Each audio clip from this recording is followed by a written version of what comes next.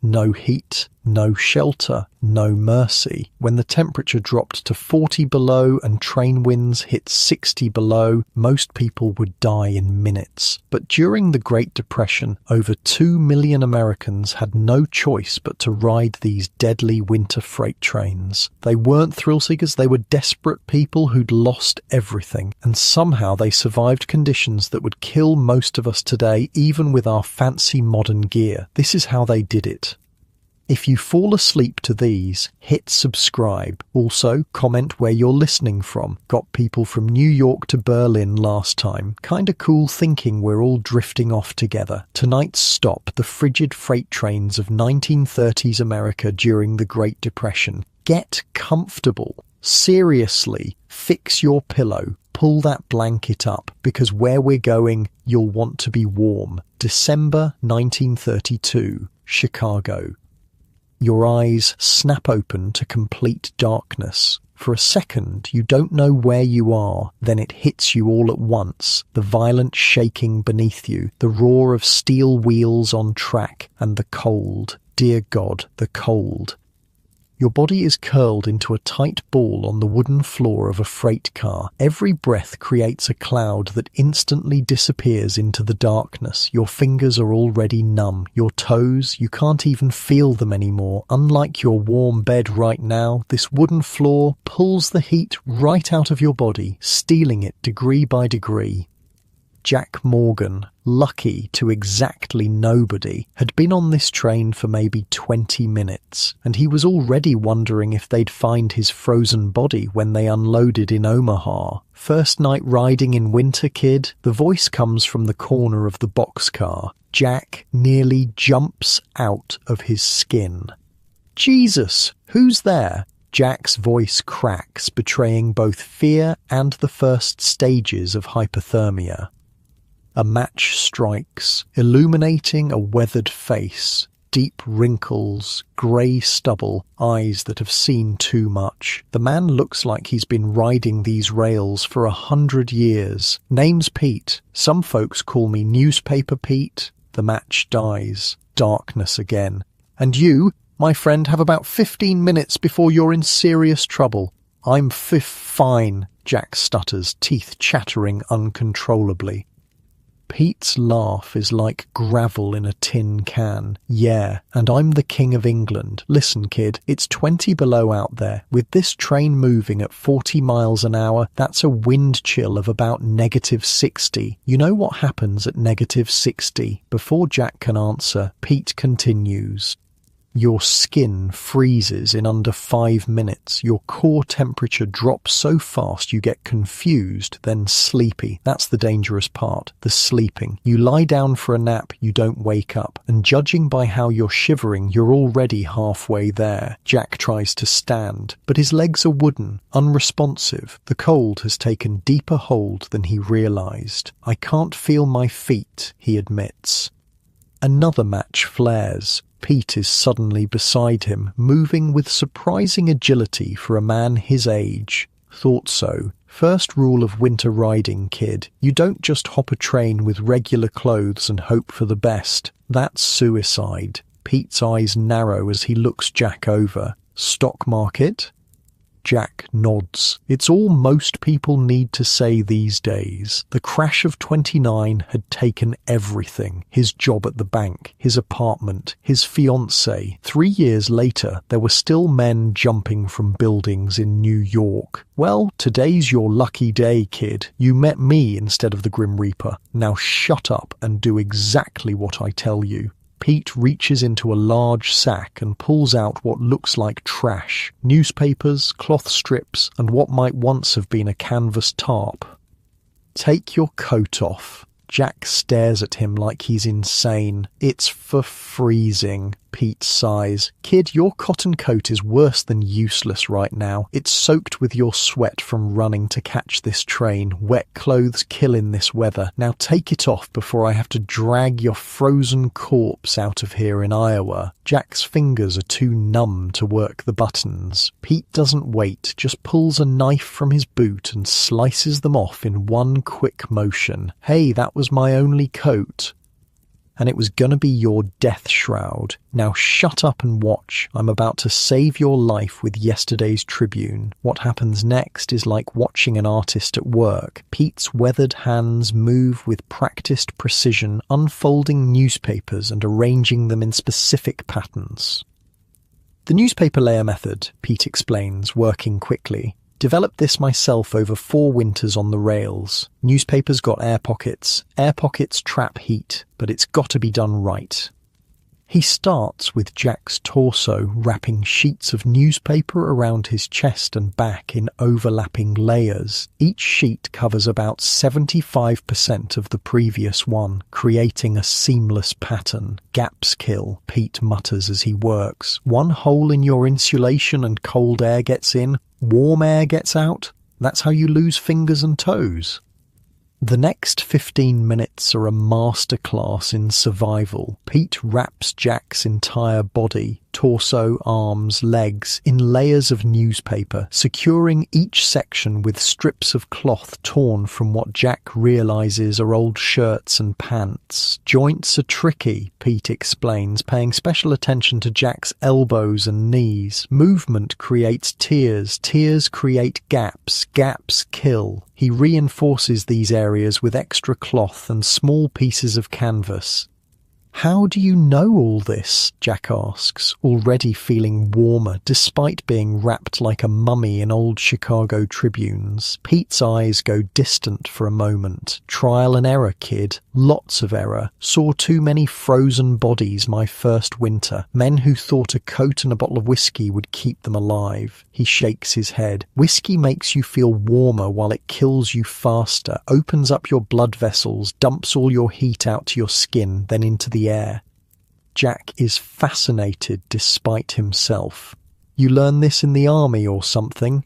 Nah, School of Hard Knocks. Now hold still. Pete pulls out a large overcoat, at least 2 sizes too big for Jack. Charity bin special. Always go bigger in winter. Gotta fit all your newspaper layers underneath. The coat goes over Jack's newspaper-wrapped body. Then comes a canvas tarp, wrapped and secured with more cloth strips.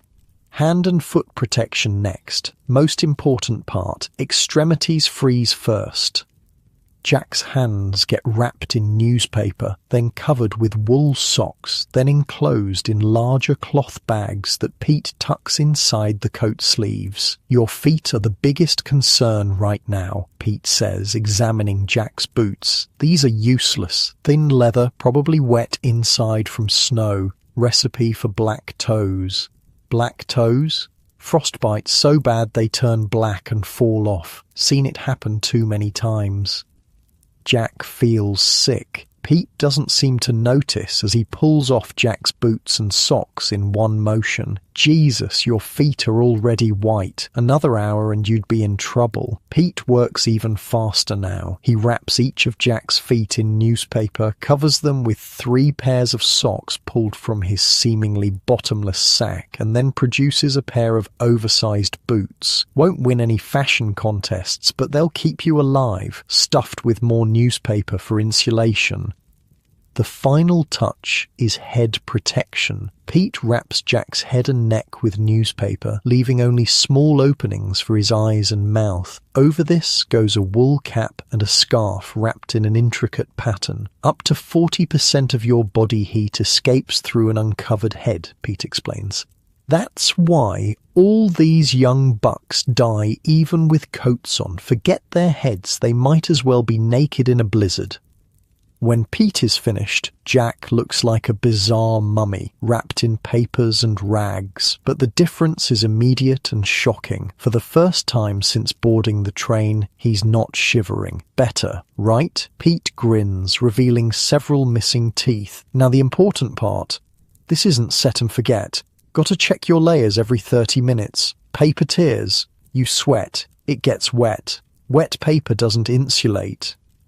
He hands Jack a small waterproof bag made from oiled cloth. Spare newspapers and cloth strips. Learn to do repairs in the dark and check your fingers and toes every 15 minutes. Loss of feeling is your warning sign. Can't feel your pinky? Add more insulation or move around. Jack flexes his fingers inside their cloth cocoons. I can feel them again. It's amazing. Not amazing, just science and experience. Pete settles back into his corner of the car. Warm enough to hear a story now? Jack nods eagerly. There's something about this old hobo that commands respect. He's clearly survived conditions that have killed others. Good. Because you need to understand what we're up against. Winter of 30, I was on a train like this one, headed through North Dakota. Temperature dropped to 40 below. Had a young guy with me, kinda like you. Name was Thomas, college boy who lost his scholarship when his daddy's business went bust. Pete's eyes go distant again, looking at something Jack can't see.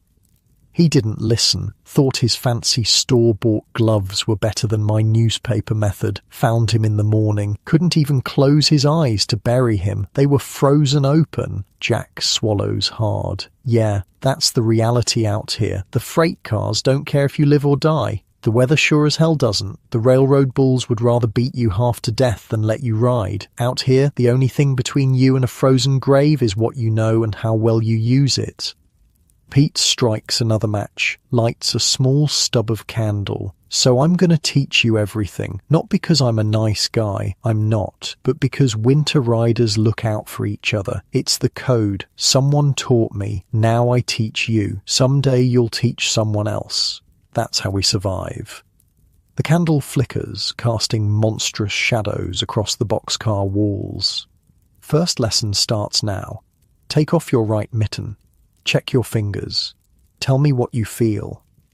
Jack does as instructed. His fingers are pink again, with feeling returning in pins and needles. They hurt, actually. Good. Pain means blood flow. Dead tissue doesn't hurt. Now put that mitten back on before you lose what you've gained. For the next hour, as the train rumbles west through the frozen Illinois countryside, Pete teaches Jack the basics of the newspaper insulation system, the layers, the wrapping pattern, how to secure it, how to repair it, when to add more, when to adjust it.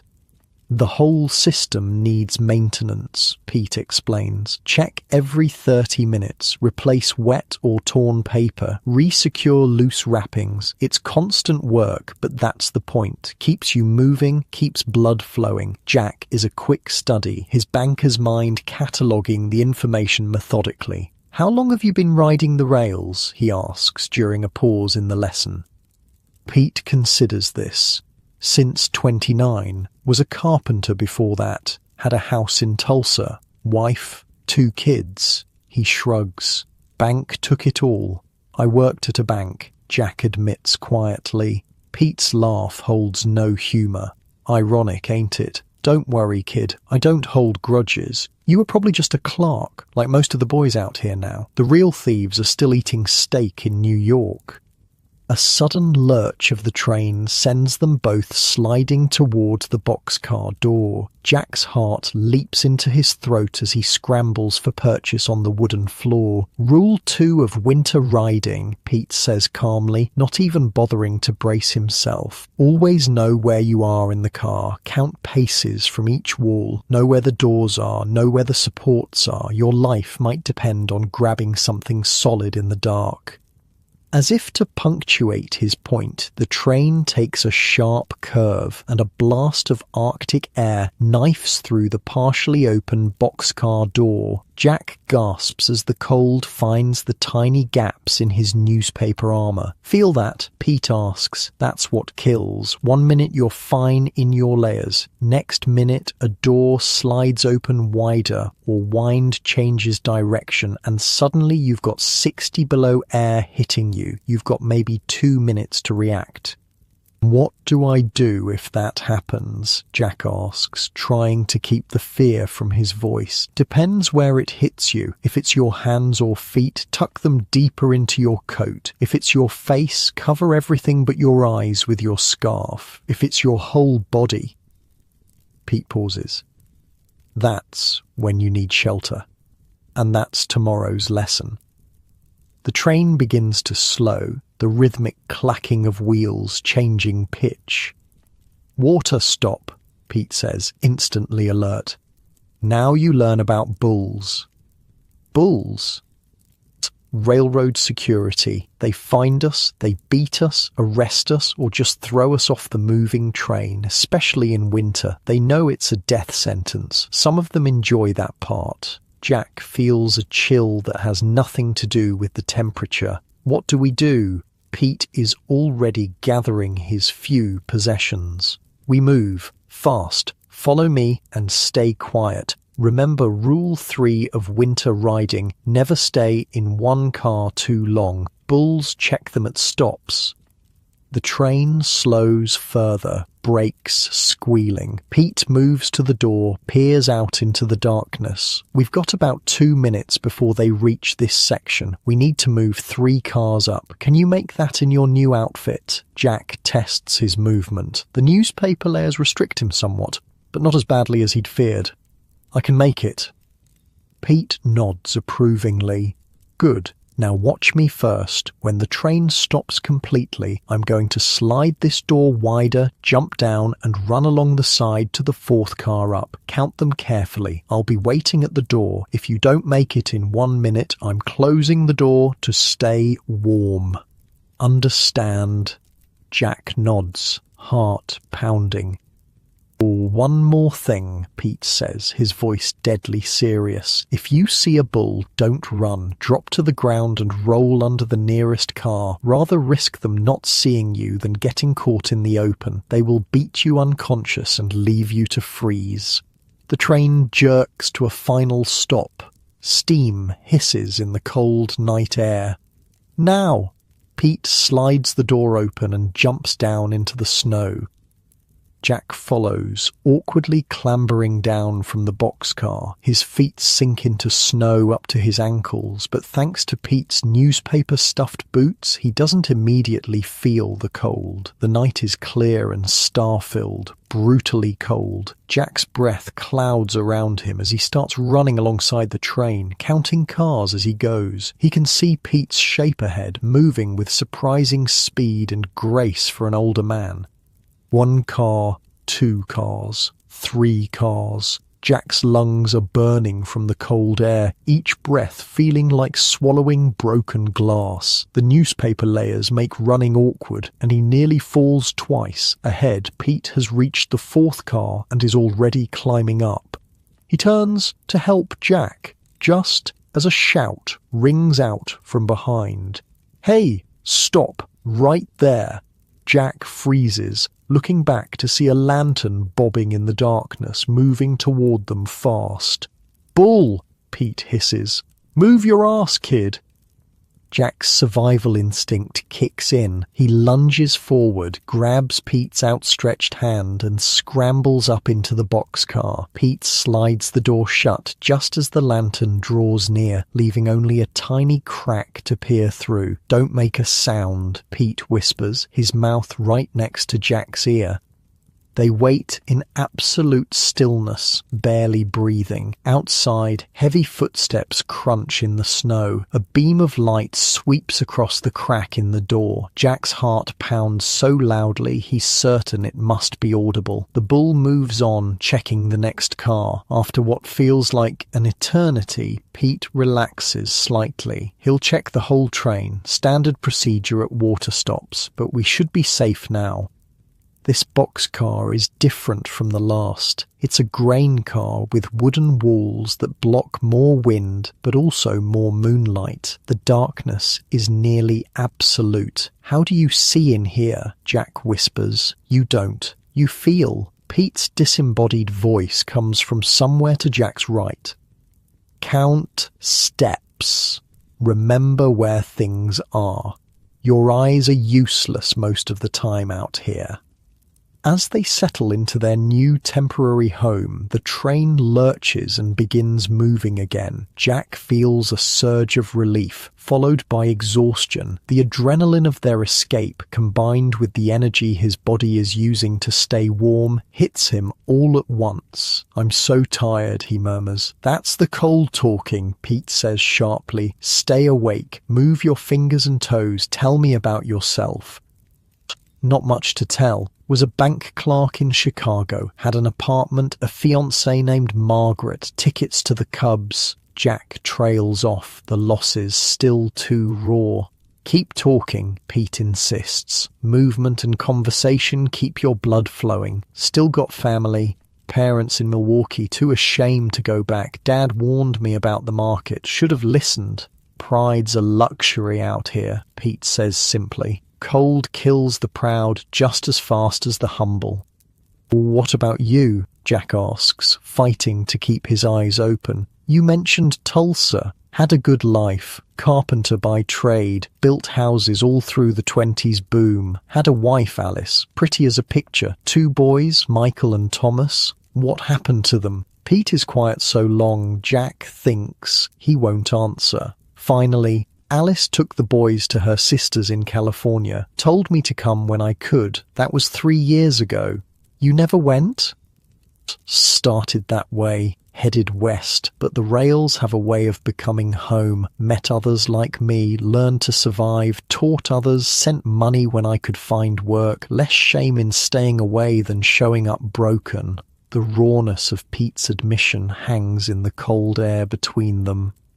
"Check your fingers and toes," Pete says abruptly, changing the subject. "Then I'll teach you about shelters, because this insulation system is just the beginning. Tomorrow you learn how to build a windbreak that can withstand 60-mile-per-hour gusts on a moving platform. After that, food and water systems that work when everything freezes solid." Jack flexes his fingers inside their newspaper and cloth wrappings. They're warm now, almost comfortable.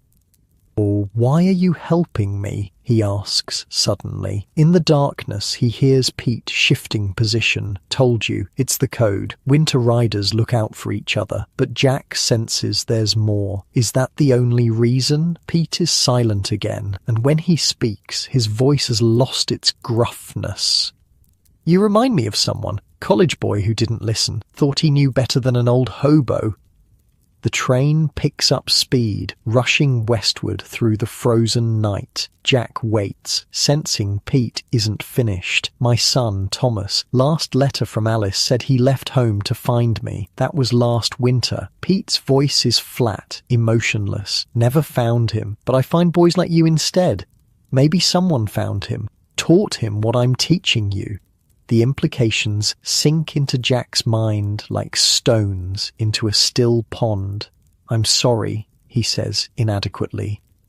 "Don't be sorry. Be smart. Be alive in the morning." Pete's voice regains its edge. "Now, about those shelters." The train thundered through the night, steel wheels pounding a hypnotic rhythm on the frozen tracks. Inside the grain car, Pete was using the faint moonlight seeping through cracks to demonstrate the finer points of newspaper insulation. "Most folks who try this get the basic idea but miss the details," Pete explained, adjusting the layers around Jack's wrists. "See how I'm overlapping these edges? That's critical. Creates a seal that traps body heat." Jack nodded, fascinated despite his exhaustion. The cold that had nearly killed him an hour ago was now held at bay by nothing more than yesterday's news and some cloth strips. "But this is just emergency protection," Pete continued. "Gets you through the first night. Real winter riders need shelter systems, especially in cars like this where the wind finds every crack." Pete moved to the corner of the boxcar, his silhouette barely visible in the darkness. "This is where you want to be. Corner gives you 2 walls, cuts wind exposure in half." He pulled items from his pack, what looked like wooden slats, a coil of rope, and canvas scraps. Always collect materials during daylight stops. Railroad yards are full of useful junk if you know what to look for. Won't the bulls catch you scavenging? Jack asked. Pete's laugh was dry. Bulls patrol riding spots, not scrap piles. Look like you belong. Walk with purpose. Nobody looks twice.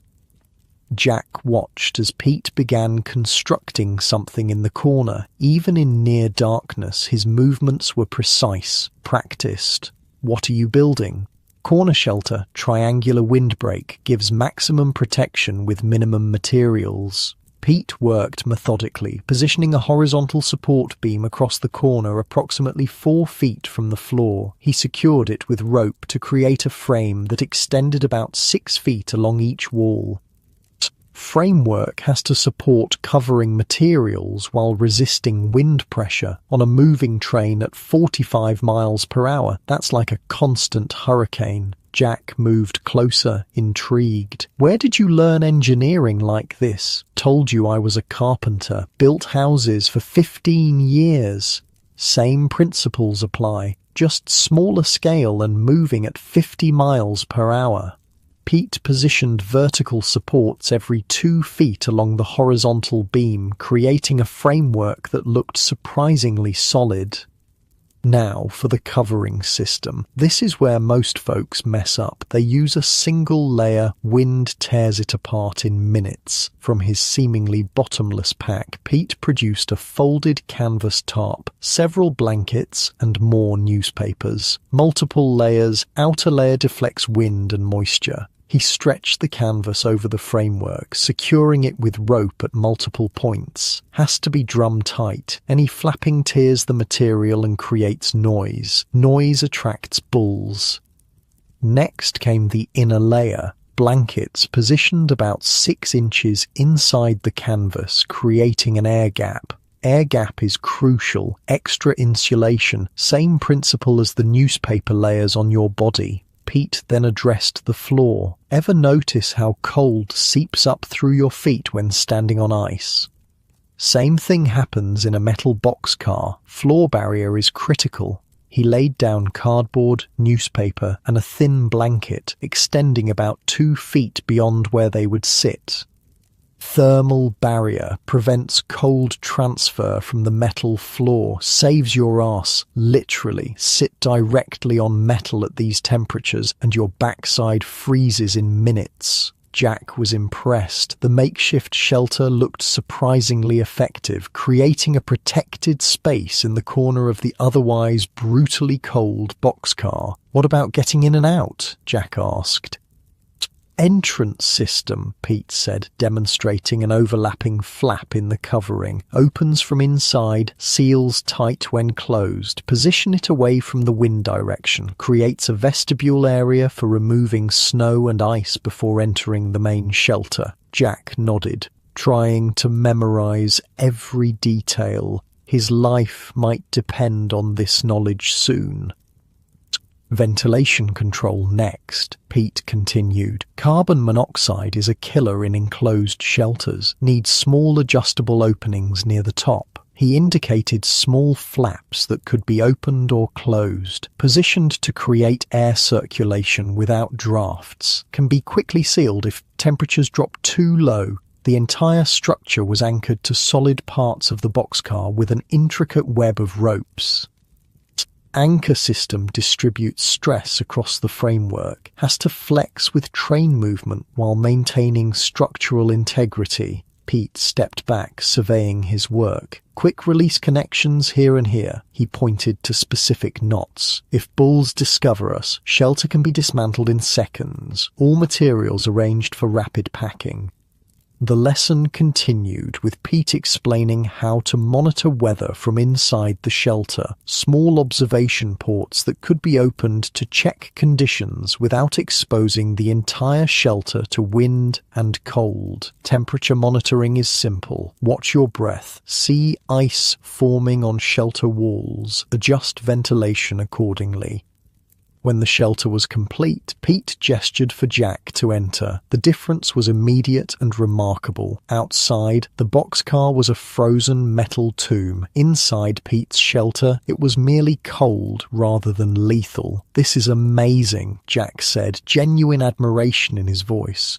Pete shrugged off the compliment. "Not amazing. Necessary. Now get some sleep. I'll take first watch." "Watch for what?" "Bulls, weather changes, unexpected stops, sleep in shifts, standard procedure for winter riding." Jack wanted to protest, to offer to take the first watch, but exhaustion was quickly overwhelming him. The newspaper insulation combined with the shelter created enough warmth for his body to finally relax. 2-hour shifts, Pete said firmly. "I'll wake you. Remember to check your extremities every time you wake up. Frostbite can happen during sleep without you feeling it." Jack nodded, already drifting. The last thing he heard before sleep claimed him was Pete's voice, surprisingly gentle. "You did good tonight, kid. Most newcomers don't make it past the first hour." Jack woke to Pete's hand, gently shaking his shoulder. "Your watch, kid. 2 hours till dawn." Jack blinked, disoriented. For a moment he was back in his Chicago apartment, waking for his shift at the bank. Then reality crashed back. The boxcar, the cold, his new life as a hobo. "Check your fingers and toes," Pete reminded him. Jack did as instructed. Everything still had feeling, though his feet were colder than he'd like. "Feet are a bit numb," he admitted. Pete nodded. "Common after sleeping. Blood flow decreases. Move them around, get circulation going." Jack flexed his feet inside their newspaper wrappings, feeling pins and needles as warmth returned. "While you do that, I'll teach you the maintenance routine," Pete said. Over the next 30 minutes, Pete demonstrated how to check and repair the newspaper insulation system. Certain areas, armpits, groin, behind the knees, created more moisture from sweat. These needed more frequent replacement. "Wet newspaper is worse than no insulation," Pete explained. "Conducts cold directly to your skin." He showed Jack how to replace sections without removing the entire system, working in small areas to maintain overall warmth. "Your body is the furnace. These layers just keep the heat from escaping. Lose too many layers at once, furnace can't keep up." Jack was a quick study, his hands becoming more confident as he practiced the techniques. "What's our plan?" he asked as they finished the maintenance routine. "Where's this train headed?" "West," Pete said simply. "Probably Denver eventually, but we'll likely jump off before then." "Why not ride it all the way?" "Oh, longer rides mean more risks. More bulls, more weather changes, more chances for something to go wrong. Winter riding is about short hops between safe spots." "Safe spots?" "Hobo jungles near rail yards, places to warm up, get real food, share information. Network of spots across the country, some better than others in winter." Jack nodded, filing away this new information. "And where are we going?" "Junction City, Kansas. Good winter jungle there. Man named Boxcar Bill runs it. Best shelter builder on the rails. Makes my setups look amateur." Pete gestured for Jack to take position by the small observation port. "Watch duty, look for lights, listen for changes in train rhythm. Wake me for any of these. Bulls with flashlights, trains slowing unexpectedly, sudden weather changes, or sunrise." With that, Pete curled up in the corner of their shelter and was asleep almost instantly, a skill Jack envied. Alone with his thoughts, Jack stared out the tiny port. The landscape was a moonlit blur of snow-covered fields and occasional distant farmhouses, each showing warm, golden windows that stirred painful memories of the life he'd lost. Margaret would be waking soon in the apartment they once shared, now occupied by her and her new fiancé, a doctor who hadn't lost everything in the crash. Jack didn't blame her. 3 years was a long time to wait for a man to rebuild his life, especially when that man kept sliding lower instead of recovering. The train began to slow. Jack tensed, remembering Pete's warnings. He watched intently for lights that would indicate bulls, but saw none. Still, the train continued decelerating. "Pete," Jack whispered, gently shaking the older man's shoulder. "Train's slowing. Don't see any bulls, though." Pete was instantly alert, no trace of sleepiness. "Where are we?" he asked, moving to the observation port. "No idea. Just fields as far as I can see." Pete studied the terrain, then relaxed slightly. Water stop at Solomon Creek. No station, just a water tower. Bulls rarely check these stops, but stay alert. The train ground to a halt. In the sudden silence, Jack could hear water rushing, presumably into the locomotive's tanks. "Quick lesson," Pete said softly. "Water stops last about 15 minutes. Perfect time for shelter maintenance without the train movement making everything harder." He showed Jack how to tighten loose supports, adjust ventilation based on changing wind directions, and reinforce stress points that had weakened during travel. "Every stop is an opportunity," Pete explained. "Fix what needs fixing, never waste a stable platform." The stop also gave Pete a chance to evaluate their insulation layers in better light from the moonlight streaming through the larger cracks of the stationary boxcar. "You're doing well with the newspaper method, but your elbow wrapping is loose. See how the papers shift when you move your arm? That's a cold spot waiting to happen." He demonstrated the correct technique, overlapping papers with tighter cloth bindings that still allowed movement. Balance is key. Too tight restricts blood flow, causes frostbite. Too loose lets cold air in, also causes frostbite. Both end with missing fingers and toes. Jack practiced under Pete's watchful eye until he got it right. "You're a natural," Pete admitted grudgingly. "Most folks take days to master this." "Had a good teacher," Jack replied.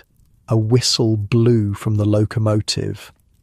"Departure signal," Pete said. "Back to positions." The train lurched forward, beginning its westward journey once more. As they settled in, Jack's curiosity got the better of him. "How'd you end up on the rails, Pete?" "Really?" Pete was quiet so long Jack thought he wouldn't answer. "Told you, lost everything in 29. "There's more to it," Jack pressed gently. "Nobody becomes an expert like you without a story." Pete sighed, a sound almost lost beneath the clacking of the train wheels.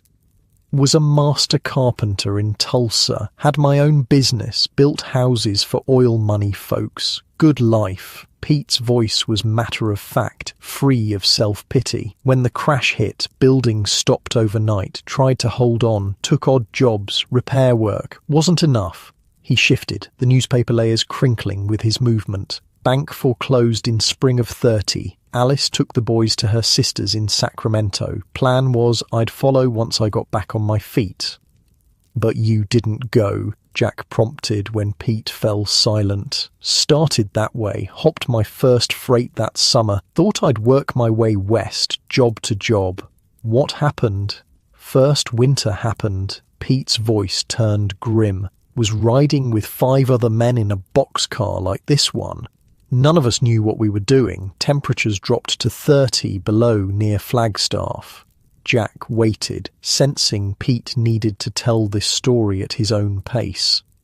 "Woke up. 2 men were already dead, frozen solid. 3rd was delirious, too far gone to save. 4th lost both feet to frostbite, died of infection weeks later. And the 5th man taught me everything he knew about winter survival. Old railroad worker named Henry.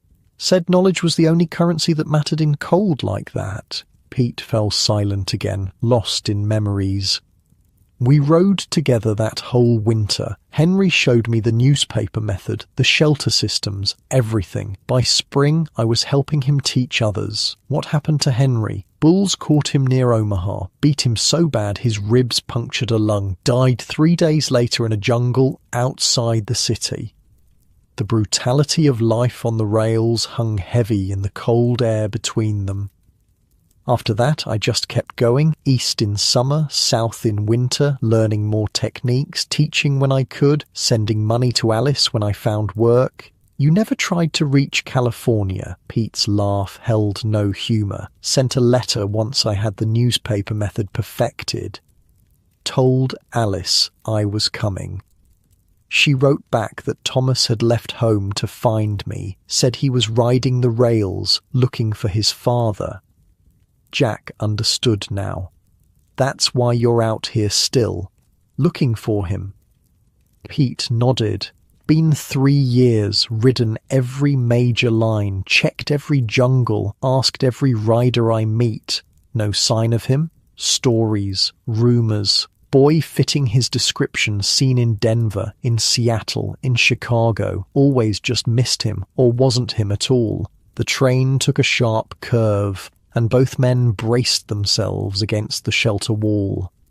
So I keep riding, Pete continued once the train straightened out. Keep teaching. Figure if I can't find him, maybe I can make the rails safer for him, and for boys like you who don't know any better than to jump a freight in winter with nothing but a thin coat.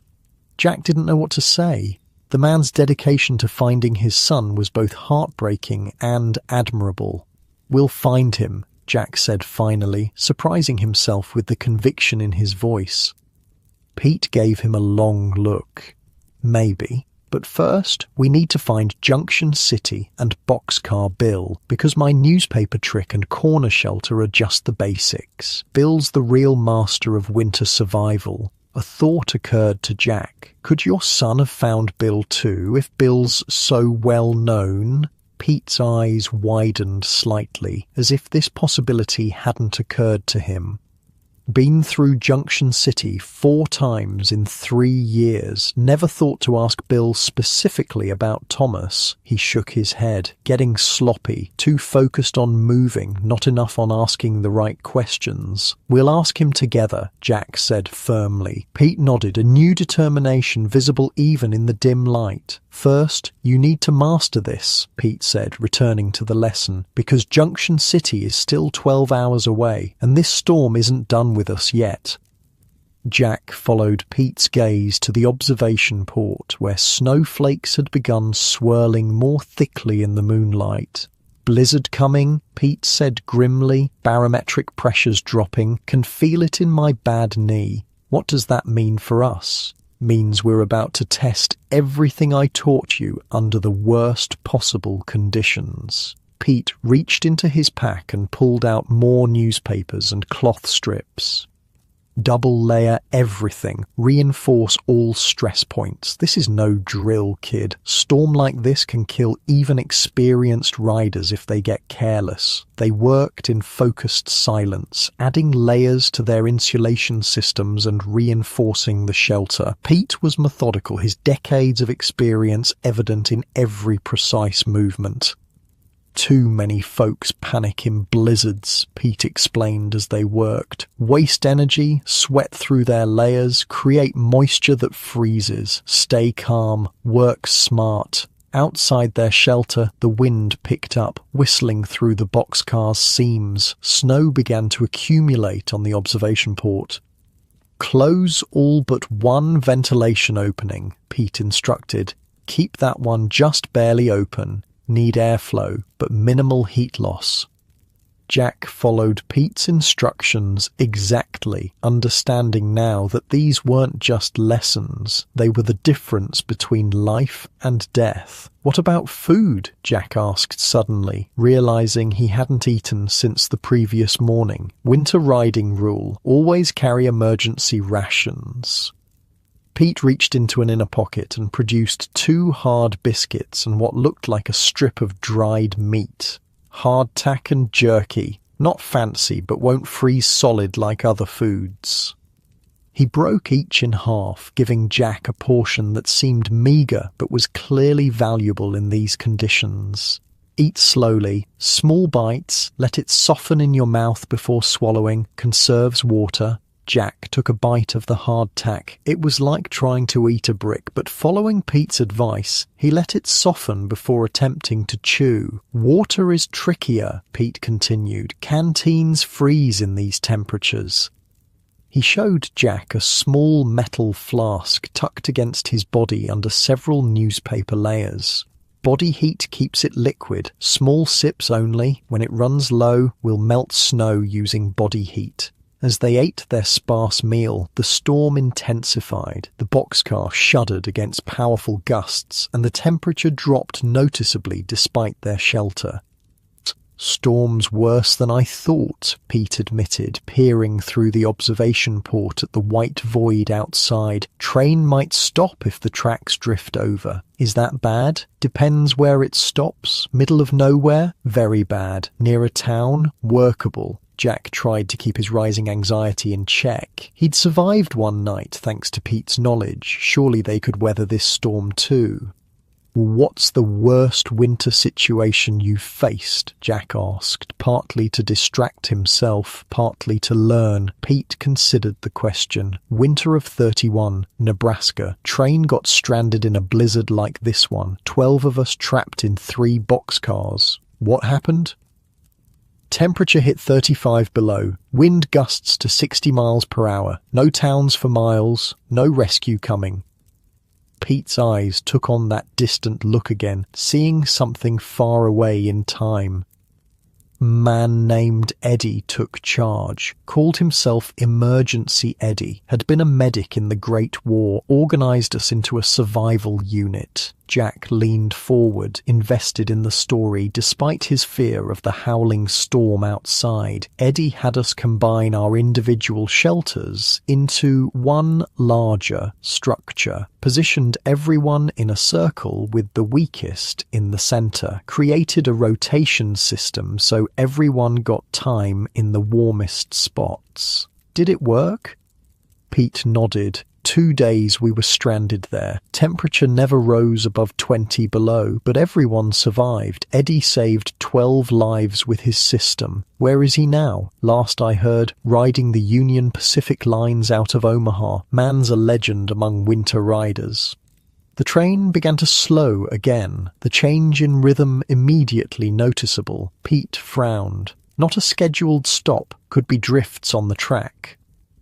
They waited in tense silence as the train ground to a complete halt. The sudden stillness was almost more unnerving than the movement had been. "Now we wait," Pete said calmly. "Could be minutes, could be hours." "What if it's days?" Jack asked, voicing his worst fear. "Then we implement Eddie's protocols." Pete's voice was steady, reassuring. "We have shelter, we have basic food and water, we have knowledge, 3 most important survival tools." Outside, the blizzard raged, snow and wind turning the world into a frozen hell. But inside their tiny shelter, constructed of scavenged materials and newspaper, they had created a space where survival was possible. "Get some rest," Pete suggested. "I'll wake you if anything changes." Jack nodded, suddenly exhausted again. The combination of stress, cold, and his body's efforts to stay warm was draining his energy. "Tomorrow," Pete said, as Jack settled into the corner of their shelter, "I'll teach you the full details of the insulation system. Every layer, every wrapping pattern, every securing technique. By the time we reach Junction City, you'll be able to build this in total darkness during a blizzard." "If we reach Junction City," Jack couldn't help adding. Pete's face was serious in the dim light. "We'll reach it. Maybe not tomorrow, maybe not the next day, but we'll get there. Know why?" Jack shook his head.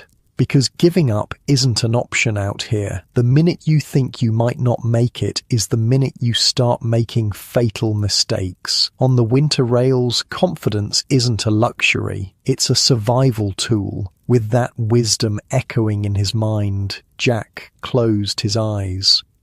The last thing he heard before drifting off was Pete's voice, reciting what sounded like a mantra.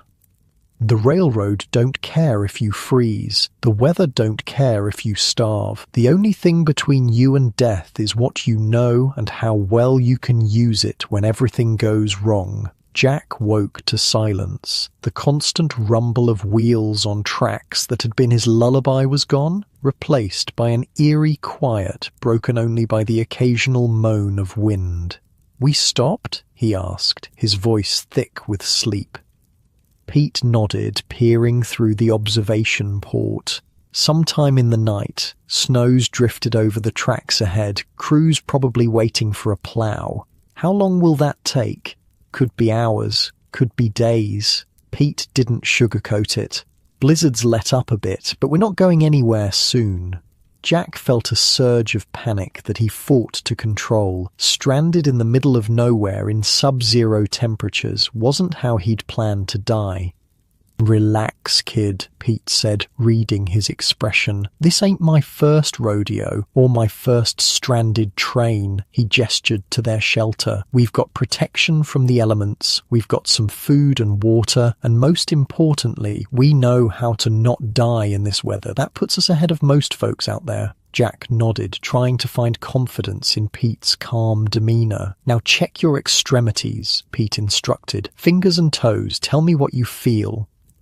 Jack wiggled his fingers inside their cloth coverings. They were cold but responsive. His toes were similarly chilled but not numb. He reported this to Pete, who nodded approvingly. "Good, time for insulation maintenance." They spent the next hour carefully replacing damp newspaper with dry sheets from Pete's waterproof bag, section by section, to avoid exposing too much skin to the cold at once. "The train not moving actually helps," Pete explained as they worked. "Less wind penetration, stable platform for repairs. Take advantage of it." As Jack finished rewrapping his left arm, a thought occurred to him. What about the other people on this train? There must be other riders. Pete's expression darkened. "Almost certainly. And if they don't know what we know, they're in trouble." Jack didn't need to ask what kind of trouble. He'd nearly frozen to death himself before Pete found him. "We should help them," Jack said firmly. Pete studied him for a long moment. "Risky. Moving between cars in this weather exposes us. Plus, not all riders welcome help." "You helped me. That's different." "How?" Pete didn't have a ready answer for that. "Look," Jack pressed. "You said it yourself. Winter riders look out for each other. It's the code." Pete sighed, a cloud of vapor in the frigid air. "You're using my words against me. Not fair." But there was no real resentment in his voice. "All right. We'll check the adjacent cars, but we move smart, stay together, and if I say we turn back, we turn back. Deal?" Jack nodded. "Deal." Preparing to venture outside their shelter took another 20 minutes. Pete insisted they add extra insulation layers, paying special attention to faces and extremities. "Winds died down, but it's still deadly out there," Pete warned. "Cover everything but your eyes and keep moving. Standing still is how you die." When they were fully wrapped, looking like bizarre mummies in their newspaper armor, Pete carefully dismantled part of their shelter entrance. "Ready?" he asked. Jack nodded, trying to project more confidence than he felt. Pete slid the boxcar door open just enough for them to slip through. The blast of cold that hit them was shocking despite their preparations. Jack gasped, the air burning his lungs. "Keep your scarf over your mouth," Pete reminded him. "Breathe through the fabric to warm the air." They jumped down into snow that reached mid-calf. The world around them was a white wasteland. The train stretched in both directions, half buried in drifts, looking like a great black serpent frozen in the snow. The sky was a flat grey, promising more snow to come. "Next car first," Pete said, his voice muffled by his scarf. "Move quick but careful. Fall in this cold. Get snow inside your layers. You're in trouble." They trudged through the snow alongside the train, each step requiring effort. Jack could already feel the cold trying to penetrate his newspaper armor, probing for weaknesses. The next car was another boxcar, its door frozen shut. Pete produced a metal tool from inside his coat and worked it into the gap, leveraging the door open with a screech of protesting metal. "Hello," Pete called into the darkness. "Anybody riding?" Silence answered him. "Empty," Pete concluded. "Let's check the next one." They continued down the line, checking each car. The third car held a surprise. A family of 4 huddled together in a corner, shivering violently in clothes woefully inadequate for the conditions. "Jesus," Pete muttered. Then, louder, "You folks all right?" The man looked up, his face pale with cold. "Who's asking?" "Name's Newspaper Pete. This is Jack. We're riders." "We're not looking for trouble," the man said warily. "Just trying to get to my brothers in Colorado. Lost our farm in Nebraska." Pete's voice softened. "Not here for trouble. Here to help. You and your family are in danger in this cold." The man's suspicion visibly warred with desperation. His wife and 2 small children, a boy and girl no older than 8, were clearly suffering. "What kind of help?" he finally asked. For the next hour, Pete taught the family his newspaper insulation technique using their own small supply supplemented with sheets from his waterproof bag. Jack helped, demonstrating what Pete had taught him the previous night. "Layers overlap like this," Jack explained to the woman as he showed her how to wrap her daughter's legs. "No gaps. Gaps let cold air in." Pete, meanwhile, was instructing the man on how to build a basic corner shelter using materials they had available. A tarp, some rope, and wooden slats pried from a broken crate. "Won't be pretty, but it'll cut the wind and trap some heat," Pete explained. The family's gratitude was palpable as their makeshift insulation and shelter began to take effect. Colour returned to the children's faces, and they stopped shivering quite so violently. "We can't thank you enough," the woman said, tears in her eyes. "We thought—" She didn't finish, but she didn't need to. "Winter riding has rules," Pete said simply. "First rule, knowledge gets shared. Someone taught me, I taught Jack, now we're teaching you. Someday, you'll teach someone else." The man nodded solemnly. "I won't forget this." "Make sure you don't," Pete replied, "because out here, what you know is the only thing standing between you and freezing to death." As they prepared to leave, the man introduced himself.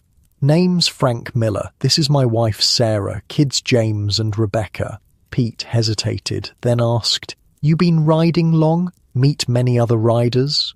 "About 2 months now. Met quite a few." "Why?" "I'm looking for someone. My son, name's Thomas, looks a bit like me but younger, dark hair, scar on his right cheek from a bicycle accident." Frank shook his head. "Sorry, haven't seen anyone matching that description." Pete nodded, disappointment evident despite his attempt to hide it. "If you do, tell him his father's looking for him, following the main lines. Junction City, Kansas is our next stop. We'll keep an eye out," Frank promised. Back outside, Pete and Jack continued their sweep of the train. 2 more cars yielded no riders, but in the 6th car they found an elderly man alone, nearly unconscious from hypothermia. "Bad case," Pete muttered, kneeling beside him. "Help me get his wet clothes off. They're worse than nothing at this point." Together, they stripped the old man of his sodden jacket and pants, replacing them with layer after layer of newspaper bound with cloth strips. "Got to warm his core first," Pete explained as they worked. "Extremities can wait. Heart needs to keep pumping." They wrapped the man in every dry blanket and piece of canvas they could find, then Pete instructed Jack to lie next to him. Body heat. Best way to warm someone in these conditions. Jack did as instructed, pressing himself against the shivering old man despite the discomfort and smell. Pete positioned himself on the other side, creating a human sandwich with the hypothermic man in the middle. Had a doctor in the Great War who saved men this way, Pete explained, called it the hobo heating system. 3 men survive where one would die. After what seemed like an eternity, the old man's violent shivering subsided and his breathing grew steadier. His eyes fluttered open, confusion evident. "What? Who are you fellas?" he croaked. "Just passing through," Pete said. "You were in trouble. Cold got to you." Understanding dawned on the old man's weather-beaten face. "Wouldn't be the first time. Name's Whiskey Joe. Been riding these rails since before you boys were born. You should know better than to wear wet clothes in this weather, Joe," Pete said. No judgment in his voice, just concern.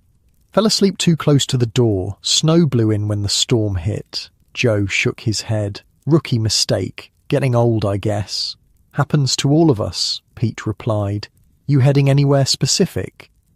"Junction City. Got friends in the jungle there." Pete's eyebrows rose. "That's where we're headed. Know a man called Boxcar Bill?" Whiskey Joe grinned, revealing several missing teeth. "Bill? Course I know Bill. Best damn shelter builder on the rails. He expecting you?"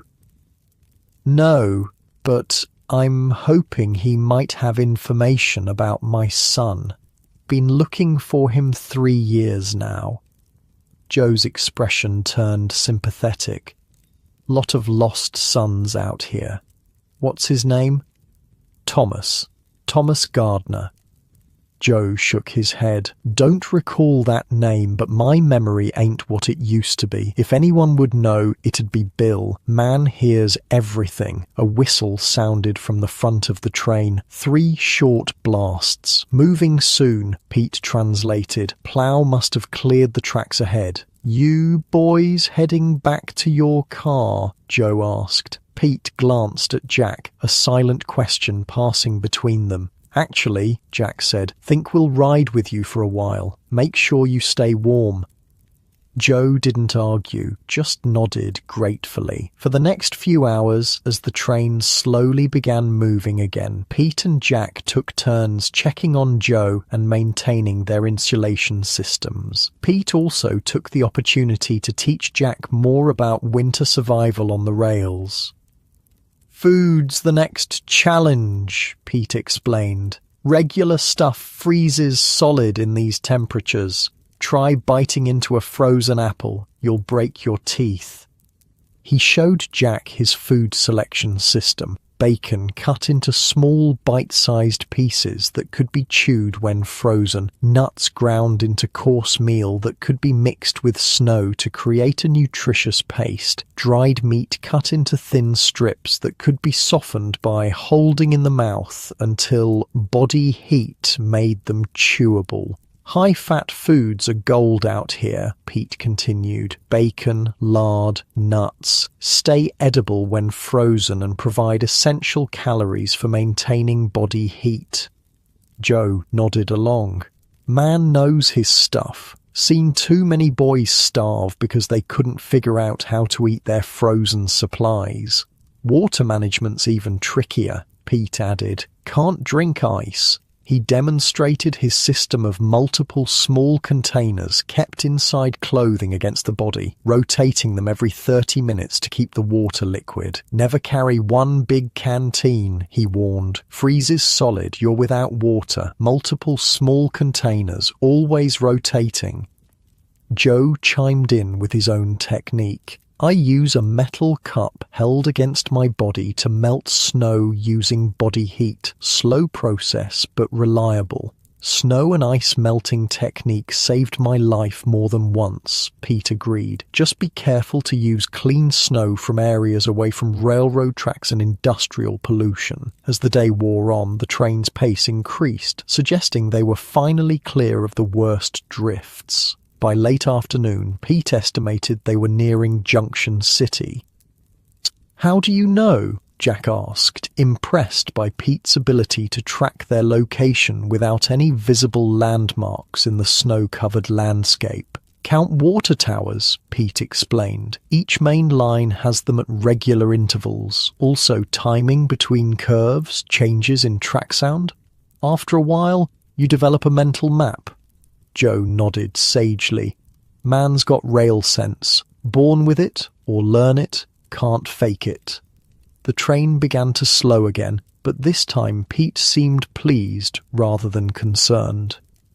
"Junction City water stop," he announced. "We'll jump here. Jungle's about half a mile east of the water tower." They gathered their meager belongings, Pete helping Joe with his while Jack disassembled the small shelter they'd constructed during the journey. "Remember," Pete instructed as they prepared to jump, "landing in snow is tricky. Roll if you can. Try to land on the balls of your feet, then collapse into the roll. Stiff legs break." The train had slowed considerably but was still moving at about 10 miles per hour as they slid the door open. The late afternoon sun had emerged from the clouds, creating a blinding glare off the snow. "Now," Pete called. One after another, they jumped. Jack landed awkwardly, but managed to roll as instructed, coming up covered in snow but unhurt. Pete and Joe had already risen and were brushing themselves off. "Jungle's this way," Joe said, pointing toward a distant tree line. "Best winter setup in 4 states." They trudged through the snow, their newspaper insulation holding up well against the cold, which Pete estimated at around 15 below zero, balmy compared to the previous night. As they approached the trees, Jack noticed smoke rising from multiple points. Drawing closer, he saw why. The jungle was an organized camp of hobos with carefully constructed shelters nestled among the trees, small fires burning in protected pits. "Welcome to Bill's place," Joe announced proudly. The jungle was unlike anything Jack had imagined. Instead of a haphazard collection of makeshift shelters, it was arranged with military precision. Shelters were positioned to block wind for each other. Smoking fires were kept downwind, and paths had been cleared through the snow. Men moved about with purpose, carrying wood, tending fires, repairing equipment. It looked less like a hobo camp and more like a frontier settlement. "Bill runs a tight operation," Pete explained, noting Jack's surprise. "Has to in winter. Disorder kills when it's this cold." They made their way toward the center of the camp, where a large structure stood out from the rest, built into the side of a small hill and reinforced with railroad ties. It looked surprisingly permanent. "Bill's headquarters," Joe explained. "Man's a genius with salvaged materials."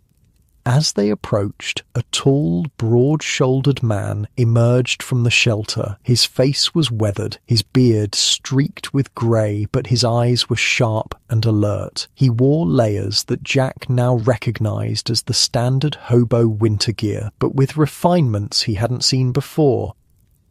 "Whiskey Joe!" the man called out. "Thought you were headed to Denver." "Change of plans," Joe replied. "Got caught in that blizzard. These boys saved my hide."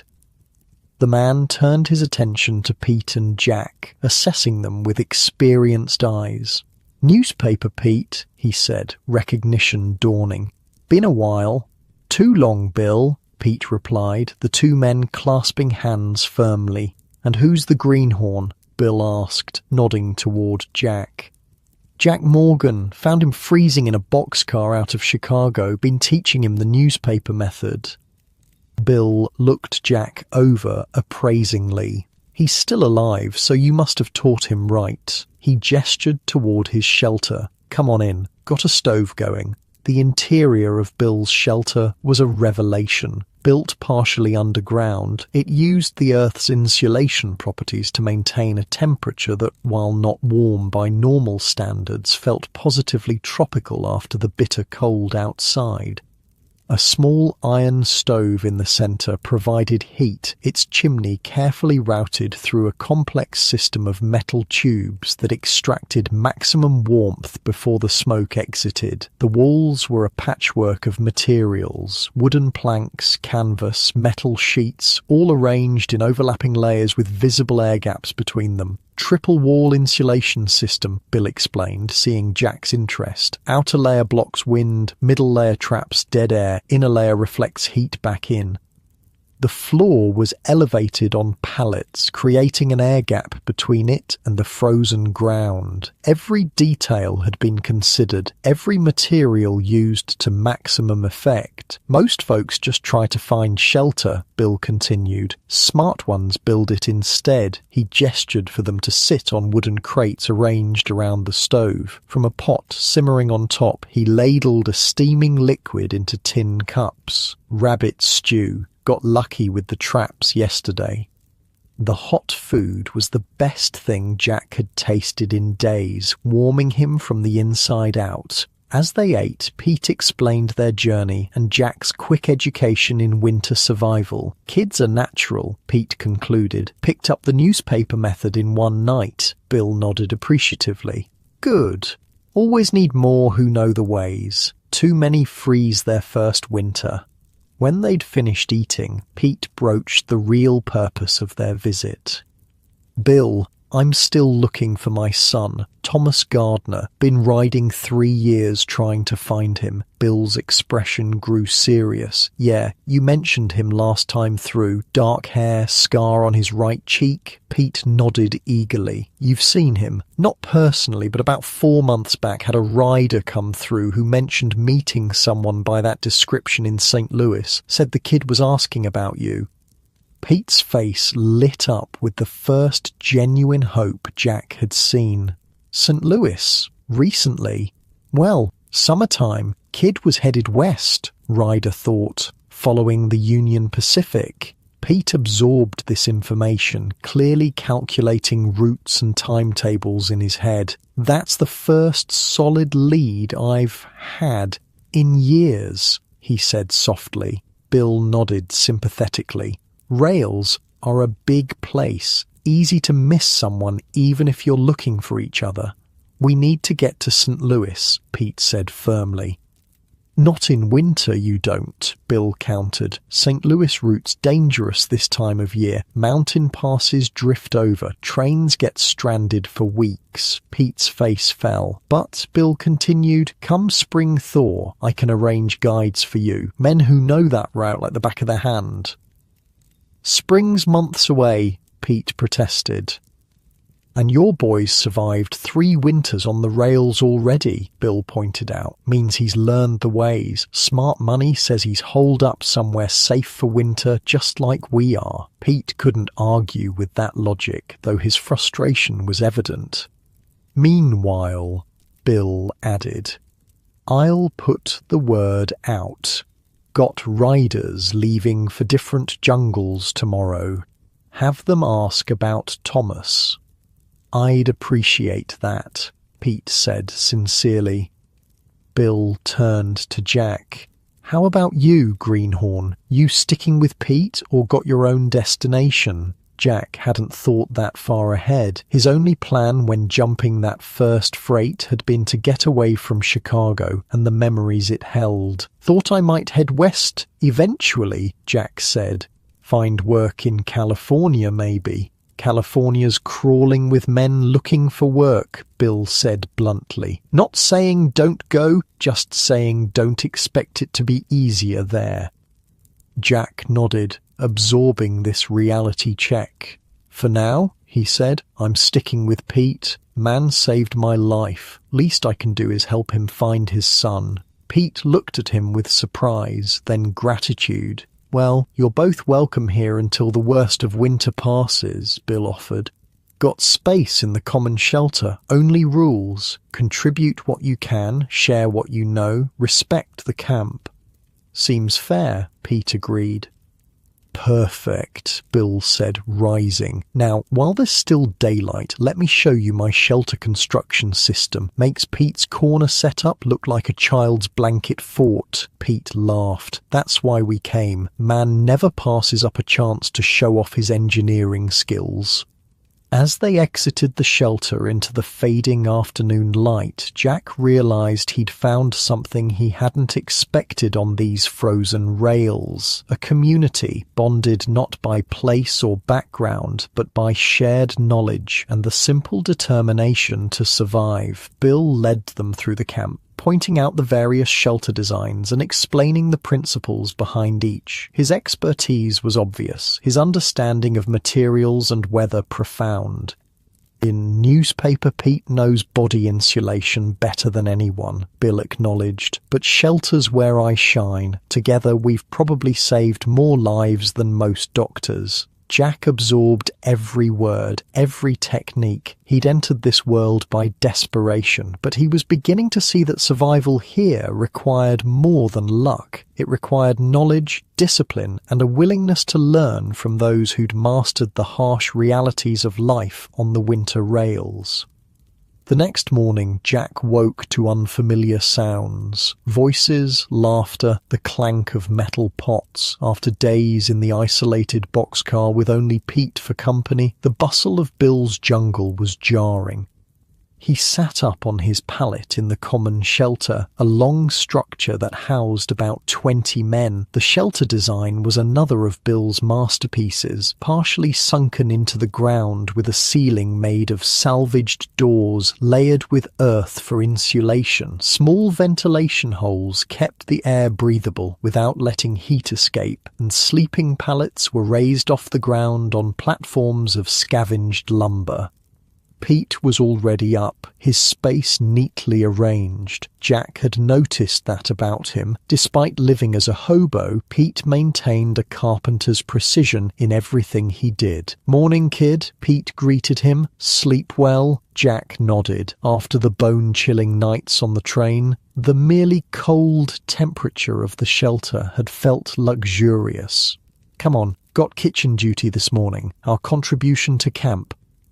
They made their way to the central cooking area, where several men were already working over fires built in sunken pits protected from the wind by strategically placed walls of packed snow and scrap wood. "Bill runs this place like a military operation," Pete explained as they walked. "Everyone contributes according to their skills. Can't cook? You chop wood.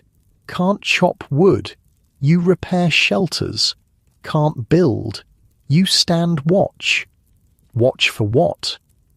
Bulls, mostly. Camp like this, organised and permanent railroad security would love to clear it out. Also, locals looking for trouble. Hard times bring out the worst in some folks. At the cooking area, they were put to work by a thin man with a handlebar moustache who introduced himself as Chef, though Jack doubted that was his real name.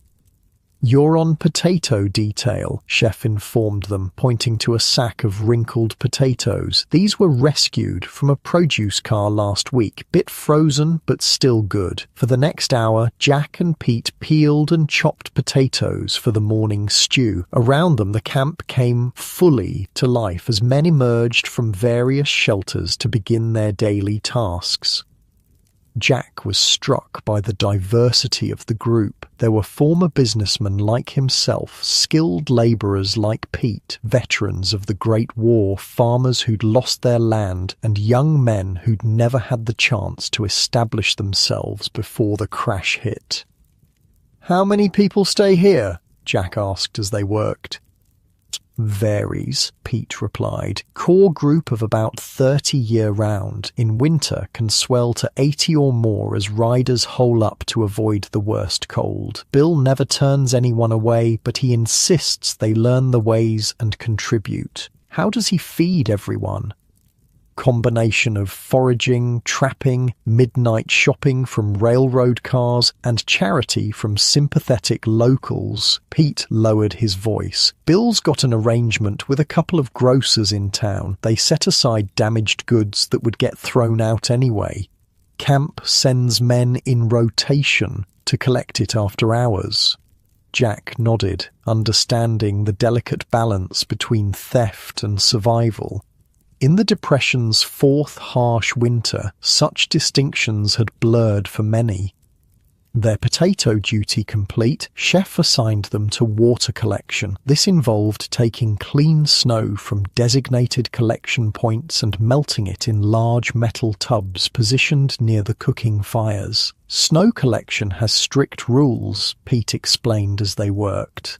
Only take from marked areas. No yellow snow, obviously. No snow that might have chimney soot or other contaminants. Water's as important as shelter out here.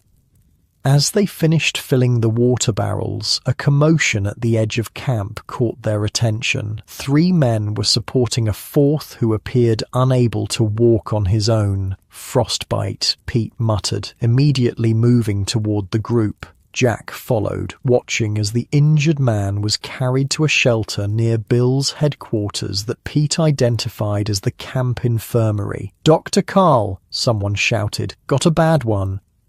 A thin, elderly man with wire-rimmed glasses emerged from a nearby shelter. Despite his age, he moved with purpose, directing the carriers to bring the injured man inside the infirmary. Pete and Jack joined the small crowd that had gathered outside. "What happened?" Pete asked a man standing next to them. Grover's group was hunting. Eddie here got separated in a whiteout, spent the night in a makeshift shelter, but it wasn't enough. By the time they found him this morning, his feet were already turning black. Jack felt sick. He'd heard about frostbite, but had never seen its effects firsthand. After a tense wait, Dr. Carl emerged from the infirmary. His expression was grim. "Both feet are severely frostbitten," he announced to the gathered men. "The right one, I'll have to amputate below the ankle. Left one might be saved if we're lucky." A murmur ran through the crowd. Everyone understood what this meant for a hobo. The end of independent travel, likely a life of begging if he survived at all. "Need volunteers," Dr. Carl continued. 2 to assist with the procedure, 3 to search for medicine. Pete immediately stepped forward. "I've assisted with field surgeries before, during the war." The doctor nodded gratefully. "Good, you're with me." 2 others volunteered to go to town to search for medical supplies, alcohol, clean bandages, and if possible, actual medicines from sympathetic doctors or pharmacists. "What can I do?" Jack asked, feeling helpless. "Kitchen duty just became all day," Pete told him. "These men will need hot food when they return, and after surgery, Eddie will need broth and soft foods. It's not glory work, but it matters." Jack nodded, accepting the assignment. As the crowd dispersed to their various tasks, the crisis response impressed him. There was no panic, no confusion, just immediate, coordinated action. Back at the cooking area, Jack found Chef already reorganizing the day's meal plan.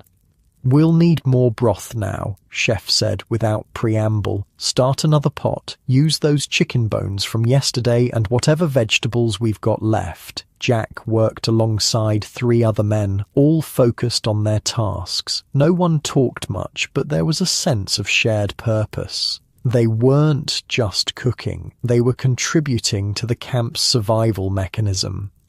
As the day progressed, Jack learned more about the jungle's food systems from Chef, who turned out to be a former restaurant owner from Philadelphia. "Winter food's all about preservation and prevention," Chef explained as they worked. "Prevent freezing when possible, preserve what you can't keep fresh, and always, always have emergency rations that can be eaten frozen if necessary."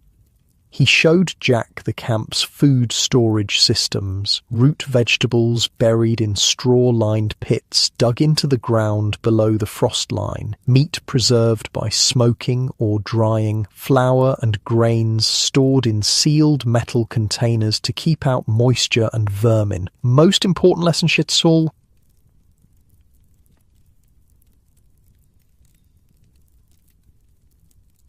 Nain Chol main bin me is portion control. Rather 10 small meals than one big one that runs out. Predictable hunger is manageable. Unexpected starvation kills.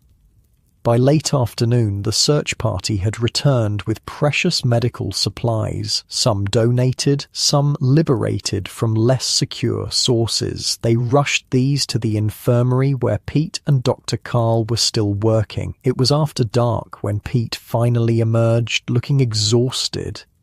Jack handed him a tin cup of hot stew.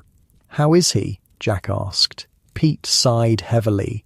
"Lost the right foot, left one still touch and go. Next 48 hours will tell." "Will he survive?"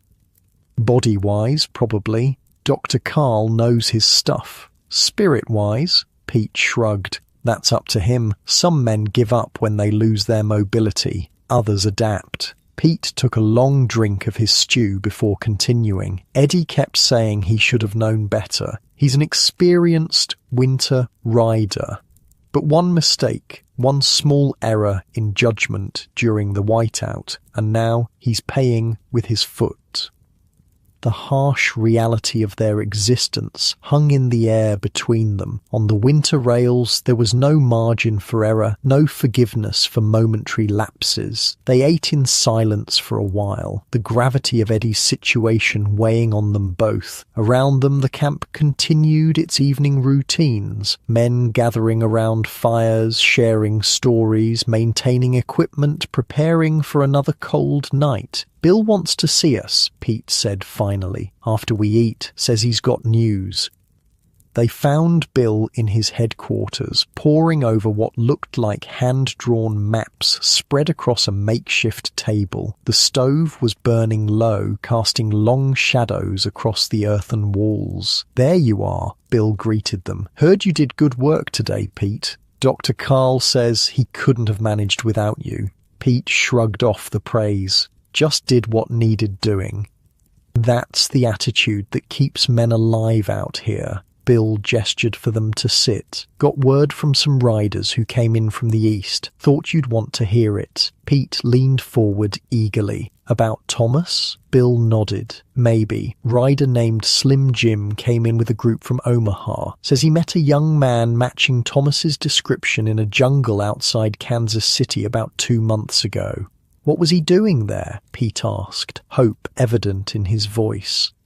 "According to Slim, asking about you, said he'd heard his father was riding the rails teaching the newspaper insulation method, was trying to track you down." Pete's hands trembled slightly. "Did Slim tell him where I might be?" "Didn't know at the time. But here's the interesting part. The young man mentioned heading for the big St. Louis jungle for winter. Said a lot of riders congregate there. Might have better luck finding information."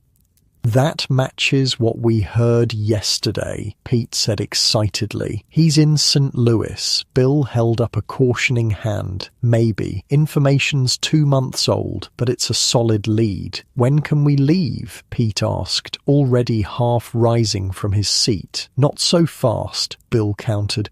"St. Louis route's still blocked by snow. Try now, you'll end up stranded or worse." Pete sank back down, frustration written across his face. "But," Bill continued, "I've been studying the weather patterns. Warm fronts moving in from the south. If it holds, passes might clear in as little as 2 weeks. 2 weeks? Pete repeated, clearly thinking this was still too long. 2 weeks where you're safe, with shelter and food, Bill pointed out. 2 weeks to prepare properly. 2 weeks for me to arrange guides who know the route. He fixed Pete with a stern look. 2 weeks that could mean the difference between finding your son and dying in a drift, trying to reach him. The logic was undeniable, even to Pete in his eager state. Besides, Bill added more gently, if he's in St. Louis, he's in one of the best winter jungles on the rails. Man named Iron Mike runs it, built into the side of a bluff near the river. Natural cave systems expanded over years. Safest place to winter east of the Mississippi. Pete nodded, accepting the wisdom even as impatience gnawed at him. What can we do while we wait? Learn. Bill said simply. "Everything I can teach you, my shelter systems are more advanced than what you've been using, could save your lives on the journey." He turned to Jack. "And you, Greenhorn, Pete's taught you the basics, but there's more to winter survival than newspaper insulation and corner shelters." "I'm ready to learn whatever you can teach," Jack replied sincerely. "Good, because starting tomorrow, you're both on the advanced course." Bill's eyes twinkled with a hint of mischief. "Hope you like early mornings." Bill wasn't joking about early mornings. Before dawn the next day, he roused them from their pallets and led them to a clearing at the edge of the jungle. "First lesson," he announced, breath clouding in the pre-dawn chill. "Emergency shelter construction using snow only. No tools, no scavenged materials." For the next hour, as the eastern sky slowly brightened, Bill taught them how to create a snow shelter by packing snow into a mound, allowing it to set, then hollowing out the interior. "Snow's a better insulator than most people realize," Bill explained as they worked. "Trapped air between snowflakes creates dead space that holds heat. Same principle as newspaper layers, just natural." The completed shelter was surprisingly effective. Despite the temperature hovering around 10 below zero, the interior of the snow structure was noticeably warmer than outside. "In truly desperate situations, this can keep you alive overnight," Bill concluded. "Not comfortable, not ideal, but survivable." From there, they moved on to more complex shelter systems using minimal materials, a tarp and rope shelter that maximized coverage with minimal fabric, a brush shelter that utilized fallen branches and natural materials, and Bill's specialty, the hybrid shelter that combined multiple techniques for maximum effectiveness. Or most folks think in terms of single-method shelters, Bill explained, but the best protection comes from combining approaches: snow base for insulation, brush walls for structure, canvas or tarp top for wind and moisture protection. Each lesson was hands-on, with Bill insisting they build functional examples of every shelter type. By midday, Jack's muscles ached from the unaccustomed labor, but his mind was buzzing with new knowledge. After a quick meal, Bill shifted focus to another critical survival skill: fire-making in extreme conditions. 3 challenges to winter fires, Bill lectured as they gathered materials: finding dry fuel, getting it started in the wind, and maintaining it efficiently. He showed them how to locate and identify truly dry wood, even in snow-covered forests, how to create windbreaks that protected delicate starting flames, and how to arrange fuel for maximum heat with minimum consumption. "Fire's your friend, but a demanding one," Bill concluded. "Feed it right, protect it well, it'll keep you alive. Get careless, it'll go out when you need it most or burn your shelter down around you." The lessons continued for days, each morning bringing new skills to master. Jack threw himself into the learning with unexpected enthusiasm. These weren't abstract concepts or theoretical knowledge. They were immediate, practical skills with clear survival value. Pete, despite his eagerness to resume the search for his son, was equally engaged. He already knew many of the techniques from his years on the rails, but Bill's refinements and systematic approach impressed even him. "Man's a genius," Pete admitted privately to Jack after a particularly challenging lesson on creating water collection systems from snow. "Been riding 3 years and still learning from him." Throughout these intensive training sessions, life in the jungle continued around them. Eddie, the man who'd lost his foot to frostbite, was recovering in the infirmary under Dr. Carl's care. The regular rhythm of camp chores, cooking, water collection, wood gathering, shelter maintenance, provided structure to the days. Jack found himself integrating into the community with surprising ease. Despite their diverse backgrounds, the men shared a common language of survival and a code of mutual support that transcended their differences. Former bankers worked alongside former farmhands.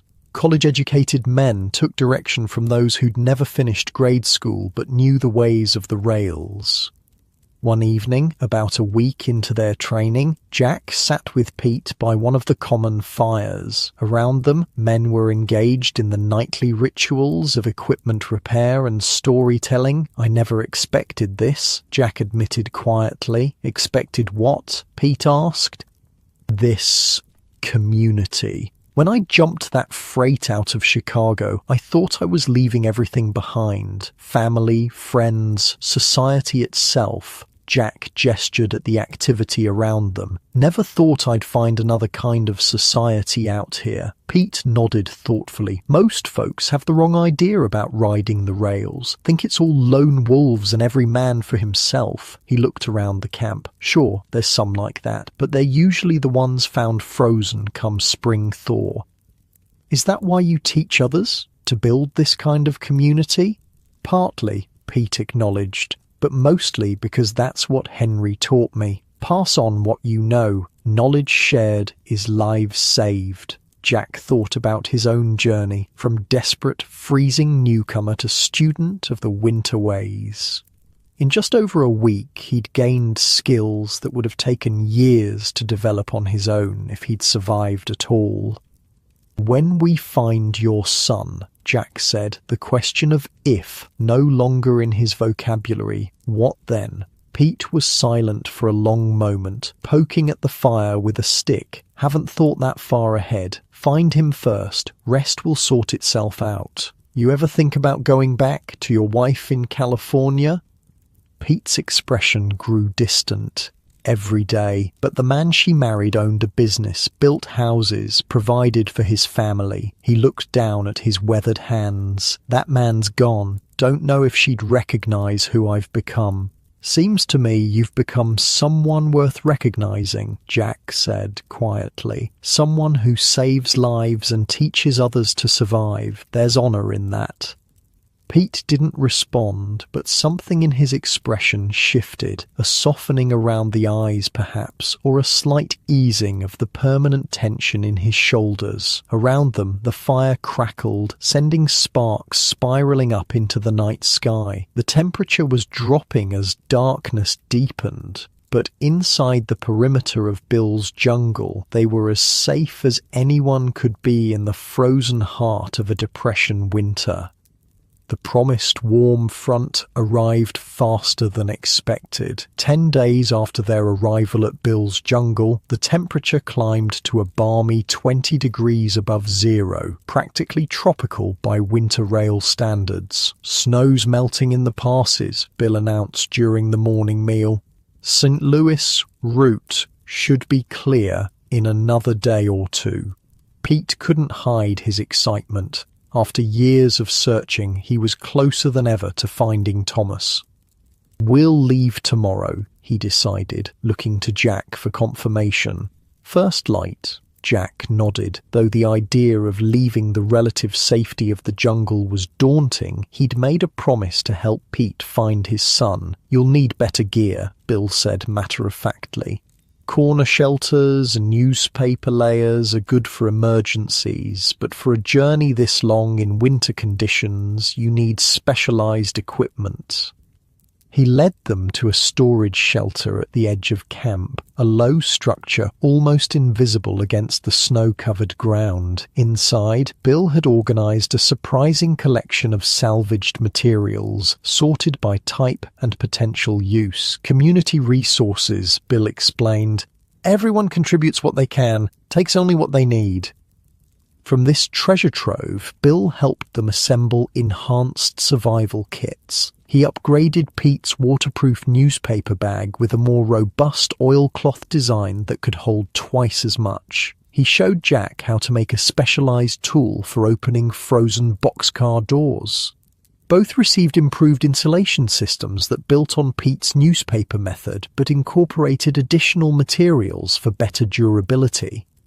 The newspaper core is still the foundation, Bill explained, but these outer layers of canvas and wool will protect it better during extended travel. Less maintenance, more reliability. As they worked on their gear, a commotion at the camp entrance caught their attention. A group of 4 people had arrived, 3 men and, surprisingly, a woman. "Well, I'll be damned," Pete muttered. "That's Survival Sally. Ain't seen her since Nebraska last winter." Jack watched with interest as the newcomers were welcomed into camp. The woman stood out not just because of her gender, but because of her obvious competence. She moved with the confident ease of someone thoroughly at home in this harsh environment. Bill greeted her with evident respect. "Sally, thought you were wintering in Colorado this year." "Change of plans," she replied, her voice carrying clearly across the camp. "Heard you had the best setup east of the Rockies. Figured I'd see for myself." As the newcomers were shown to available shelters, Pete filled Jack in on Sally's reputation. One of the few women who's mastered winter train travel, got food preservation techniques that'll keep you fed when everything else fails, survived 3 days in a blizzard that killed 2 men traveling with her. Later that afternoon, as Jack was collecting wood near the edge of camp, Sally approached him. "You're the banker from Chicago, right?" she asked without preamble. Jack was startled. "How'd you know?" Sally smiled, a quick flash of humor in an otherwise serious face. "News travels on the rails. Pete's been telling everyone he found a city boy freezing to death and turned him into a winter rider." She extended a gloved hand. "Sally Winters, though most folks call me Survival Sally." Jack shook her hand, noting her firm grip. "Jack Morgan, and yeah, Pete saved my life, taught me the newspaper insulation method." "Pete's good with that," Sally acknowledged, "but if you're heading to St. Louis tomorrow, you'll need more than newspaper to keep you alive, especially for food and water." "Bill's been teaching us some techniques," Jack offered. "Bill knows shelters better than anyone, but food," Sally shook her head, "that's my specialty, and you boys will need every trick there is to make it to St. Louis without starving." Before Jack could respond, Sally had turned and walked away, calling over her shoulder, "My shelter! 1 hour! Bring Pete!" Jack reported this encounter to Pete, who seemed pleased. Perfect timing. Sally's forgotten more about winter food strategies than most folks will ever learn. An hour later, they found Sally at her shelter, which she'd already modified with several additions that Jack didn't recognize. Ventilated food storage, Sally explained, seeing his curiosity, keeps provisions from freezing solid but still cold enough to prevent spoilage. Inside, Sally had arranged an impressive array of food items, each prepared and stored in specific ways.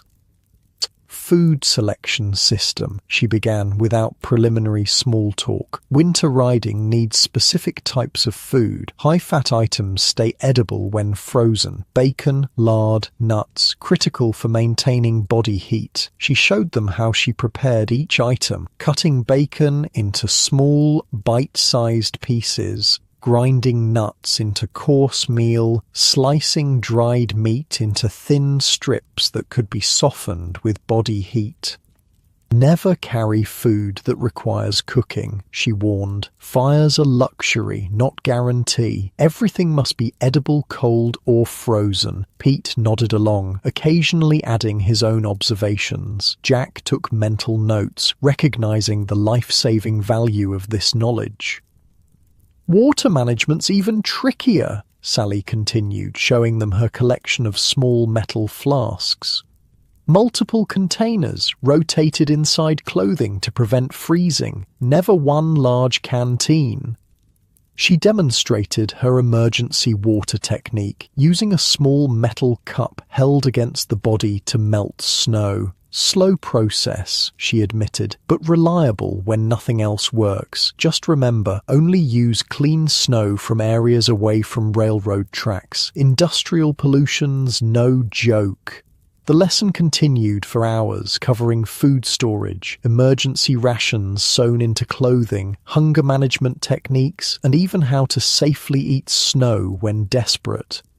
Mental aspects matter too, Sally emphasized. Hunger clouds judgment. Small, regular amounts of sugar can provide quick energy boosts that improve mental clarity during critical decisions. By the time they finished, night had fallen. Sally insisted they stay for a meal that demonstrated her principles in action, a surprisingly satisfying combination of dried meat softened in melted snow, nut paste mixed with dried berries, and small pieces of hard cheese. Travel rations, she explained as they ate, can sustain you for days without cooking or preparation. As they were leaving, Sally handed each of them a small cloth bundle. Emergency food cache. Sew it into your coat lining. Contains enough calories to keep you alive for 48 hours if you lose everything else. Thank you, Jack said sincerely, for the food and the knowledge. Sally's expression remained serious. Don't thank me, just survive. Too many don't make it through their first winter. Pete nodded in understanding. We'll make it to St. Louis. Got too much riding on this journey to fail. Thomas, right? Sally asked quietly. Still looking for your boy? Pete's face showed surprise. You've heard about him. Your rails have ears, Pete. Everyone knows you're searching. She hesitated, then added, heard a rumour last fall. Young man in St. Louis asking about a carpenter turned hobo who teaches the newspaper method. Could have been him. Hope flared in Pete's eyes. That's what we've heard too. Heading there tomorrow. Good luck, Sally said simply. If anyone can make that journey in winter, it's you. Morning brought chaos to the typically ordered camp. A rider had arrived before dawn with alarming news. Railroad bulls were conducting sweeps of all known jungles in the area. Someone must have talked, Bill growled as he organized the camp's response. Bulls usually leave us alone in winter unless they're tipped off. The camp mobilized with practiced efficiency. Valuable supplies were hidden in underground caches. Shelters were partially dismantled to make them look abandoned. Fires were extinguished and covered with snow to hide evidence of recent use. What's the plan? Jack asked Pete as they quickly packed their newly assembled gear. We stick to our schedule, Pete replied firmly. Leave for St. Louis today. Bulls coming just means we go sooner rather than later. Bill approached them, his expression grim. Train spotters report freight heading east in 2 hours. We'll slow for the junction curve 5 miles south. Your best chance to board. We'll take it, Pete decided. Rather face the rails than bulls any day. Bill handed them each a small package wrapped in oilcloth. Extra newspapers, dried meat and matches. Not much, but might make the difference. Thanks for everything, Bill, Pete said, clasping the man's hand. Hope we meet again under better circumstances. Find your boy, Bill replied simply. That's thanks enough. Sally appeared, carrying what looked like additional food bundles. Extra rations, she explained, handing them over. Journey to St. Louis takes 3 days in good conditions. Allow for 5. Jack was touched by the community's generosity, especially when resources were so precious. We should go, Pete urged, looking nervously at the sun climbing higher. Need to reach the junction before the train. They said hasty goodbyes to those who had become friends in such a short time. Eddie, now recovering on crutches, insisted on giving Jack a small knife he'd carved from railroad spike steel. Saved my life more than once, he explained. Maybe it'll do the same for you. The exodus from camp had begun, with riders heading in different directions to avoid creating an obvious trail. Bill's jungle would temporarily disperse, then regroup once the danger had passed, a drill they'd clearly practiced before. Pete and Jack headed south, trudging through snow that had begun to develop a thin crust as temperatures hovered around freezing. The warmer weather was a mixed blessing, easier on their bodies but creating slush that soaked through to their feet if they weren't careful. "Keep your boots dry," Pete reminded Jack as they walked. "Wet feet in winter will kill you faster than hunger." They made good time, reaching a ridge that overlooked the junction by mid-morning. From their vantage point, they could see railroad tracks stretching east and west, converging at a switch point near a water tower. "Perfect spot," Pete assessed. "Train will slow to about 15 miles per hour for that curve. Manageable jumping speed." They settled in to wait, using the time to check their insulation layers and secure their packs. Jack realized how much he'd learned in the short time since leaving Chicago. His hands now moved with practiced efficiency as he adjusted his newspaper wrappings and checked his food supplies.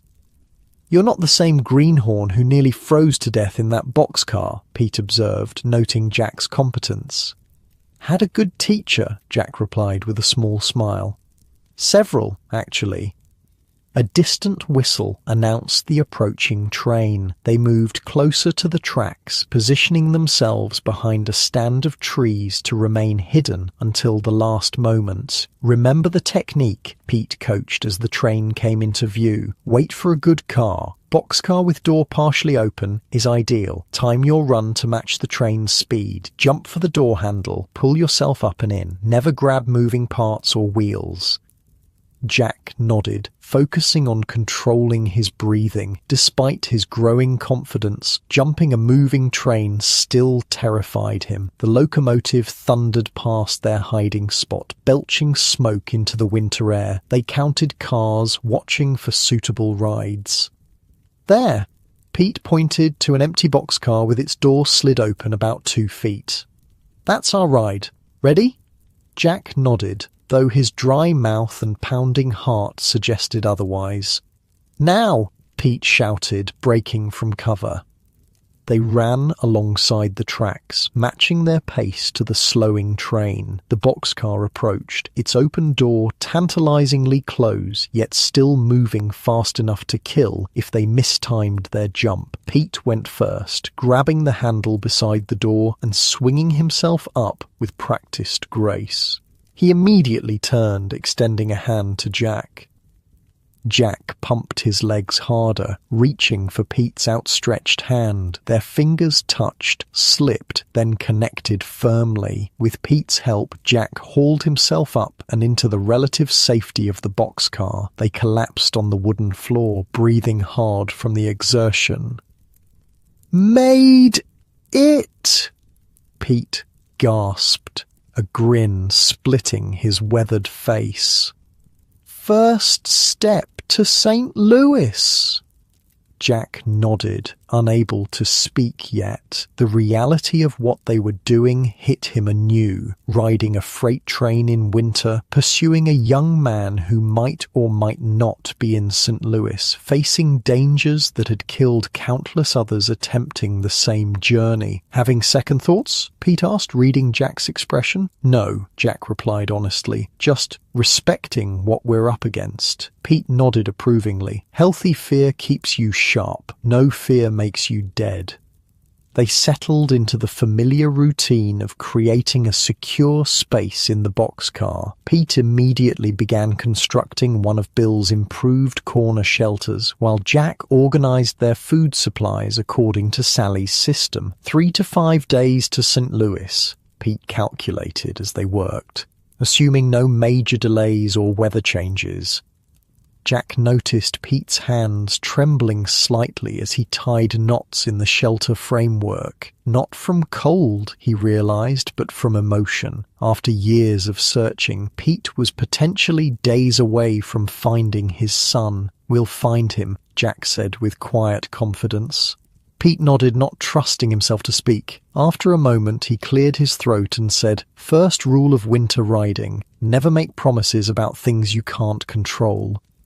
but Jack could see the hope burning behind Pete's gruff exterior. For a man who had lost everything, the possibility of reconnecting with his son represented more than just a family reunion. It was redemption, a chance to reclaim part of the life the depression had stolen from him. As the train picked up speed, heading east towards St. Louis, Jack found himself reflecting on his own journey. Just weeks ago, he had been a desperate, suicidal ex-banker with nothing to live for. Now he had purpose, skills, and something he hadn't expected to find on the frozen rails. Friendship. The countryside rolled by outside, transforming from the flat plains of Kansas to the gently rolling hills of Missouri. The temperature fluctuated as they traveled, sometimes dropping sharply when the sun disappeared behind clouds, then rising again when it emerged. "The weather's unstable," Pete observed, concern evident in his voice. "Warm fronts fighting with cold air could get messy." Jack understood the implications. Rapid temperature changes created dangerous conditions, freezing rain, ice storms, unpredictable wind patterns. Any of these could derail their carefully planned journey. By late afternoon, the train stopped at a small town for water and coal. They remained hidden in their boxcar, using the opportunity to check their insulation systems and make minor repairs to their shelter. "Bulls will check the yard," Pete whispered as they worked. "Stay quiet, stay out of sight." Sure enough, lantern lights soon appeared, moving systematically from car to car. They froze in their corner shelter, barely breathing as the lights swept briefly across their boxcar before moving on. "Close one," Jack muttered when the danger had passed. "Get used to it," Pete replied grimly. "More yards means more bulls. Route to St. Louis passes through plenty of towns." The train remained stopped longer than expected. As darkness fell, Pete grew increasingly restless. "Something's wrong," he muttered, peering through a crack in the boxcar door. "Shouldn't be stopped this long for just water and coal." Jack joined him at the door, but could see little in the gathering darkness. The small town's rail yard was poorly lit, with only a few lanterns marking key points.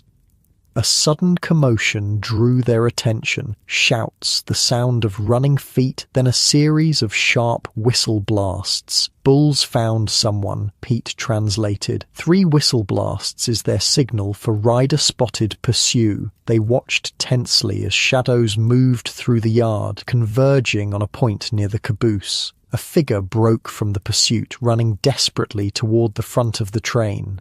"They're heading this way," Jack whispered. Pete made a quick decision. Close the shelter. No light, no sound. They retreated into their corner setup, pulling the canvas covering tight. Through small observation ports, they could just make out the dark shapes of men moving past their car. Suddenly, the boxcar door slid further open. A figure hurled itself inside, landing with a thud on the wooden floor. "They're in here," Jack hissed. "Wait," Pete cautioned, peering through the observation port. The figure was small, lying motionless where they had fallen. No pursuing bulls had yet reached their car. Pete made a snap judgment. "Cover me," he whispered, slipping out of the shelter. Jack watched anxiously as Pete crept toward the prone figure. Outside, voices called to each other as the search continued. Pete reached the person, bent down, then straightened in evident surprise. He quickly dragged the figure toward their shelter. "Help me," he urged Jack. "Quick, before they check this car." Together, they pulled the unconscious form into their shelter, sealing the entrance behind them just as lantern lights swept across the boxcar floor. In the dim light filtering through the canvas, Jack could now see that their unexpected guest was a boy, no more than 16 or 17, dressed in clothes inadequate for winter travel. Blood trickled from a cut on his forehead. Bulls must have caught him and roughed him up. Pete whispered, checking the boy's pulse. He's alive, just knocked out. They waited in tense silence as the bulls conducted a cursory check of their car before moving on. Only when the lantern light had disappeared and the voices had faded did they relax slightly. "Is he hurt bad?" Jack asked, examining the unconscious youth. "Don't think so. Head wound superficial. More worried about cold exposure. These clothes wouldn't keep him alive overnight." As if on cue, the train whistle sounded and the boxcar lurched as they began moving again.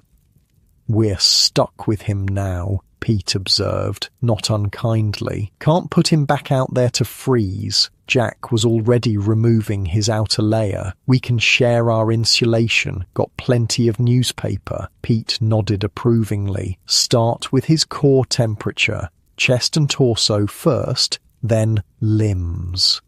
They worked efficiently, wrapping the unconscious boy in layers of newspaper secured with cloth strips, just as Pete had done for Jack on that first desperate night.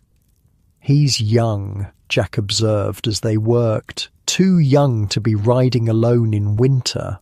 "Same could be said for a lot of folks out here," Pete replied. "Depression didn't check ID before destroying lives." The boy stirred as they finished wrapping his torso, his eyelids fluttering. "Easy there," Pete said softly. "You're safe for now."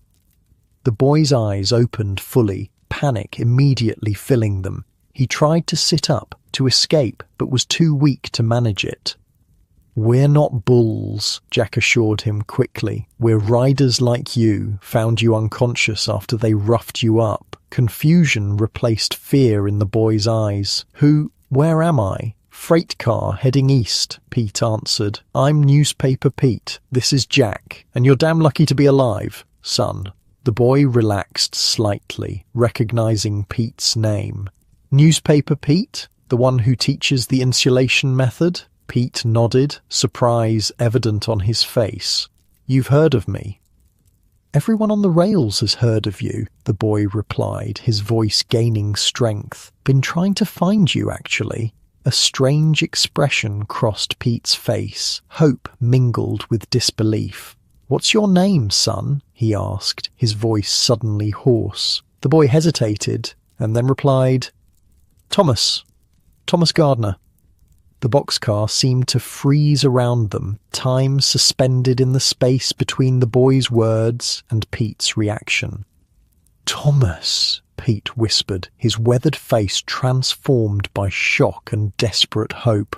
"My Thomas." The boy stared at Pete, recognition slowly dawning in his eyes. "Dad, is that really you?" For a long moment, the only sound was the rhythmic clacking of train wheels on frozen track. Pete stared at the boy as if afraid he might disappear if he blinked. "Thomas?" he whispered again, his voice cracking. "Is it really you?" The boy nodded slowly, his own eyes wide with disbelief. "Dad, how? I've been looking everywhere for you." Pete moved forward hesitantly, then all at once pulled his son into a fierce embrace. Thomas winced, his injuries from the bull's beating still fresh, but he returned the hug with equal intensity. Jack turned away, giving them privacy in this impossible moment. The odds against this reunion happening, father and son searching for each other across thousands of miles of rail lines through years of separation only to literally crash into each other in a random boxcar, were astronomical. When he looked back, Pete was wiping his eyes with a grimy hand while Thomas talked rapidly, words tumbling out as if he couldn't get them out fast enough. "Mum got your letters, the money you sent. She read them to me every time, said you were out there helping people survive. I wanted to help too. Wanted to find you." "Your mother let you leave?" Pete asked incredulously. "To ride the rails?" Thomas looked down. "Not exactly. Left a note. Said I'd be back with you or not at all." Pete's face darkened. 3 years, Thomas. You've been out here 3 years. You were just a boy. Still am, in some ways, Thomas admitted, but the rails grow you up fast. Pete couldn't seem to stop touching his son's face, his shoulders, as if confirming he was solid and real. "You're hurt," he said, noticing again the cut on Thomas's forehead. "And freezing. Your clothes are all wrong for winter riding." "Lost my pack running from the bulls," Thomas explained. "Had better gear, but they caught me trying to get water at the yard pump." "First things first," Pete said, shifting instantly into survival mode. "Let's finish getting you properly insulated, then food, water and rest. Questions and catching up can wait till you're stable."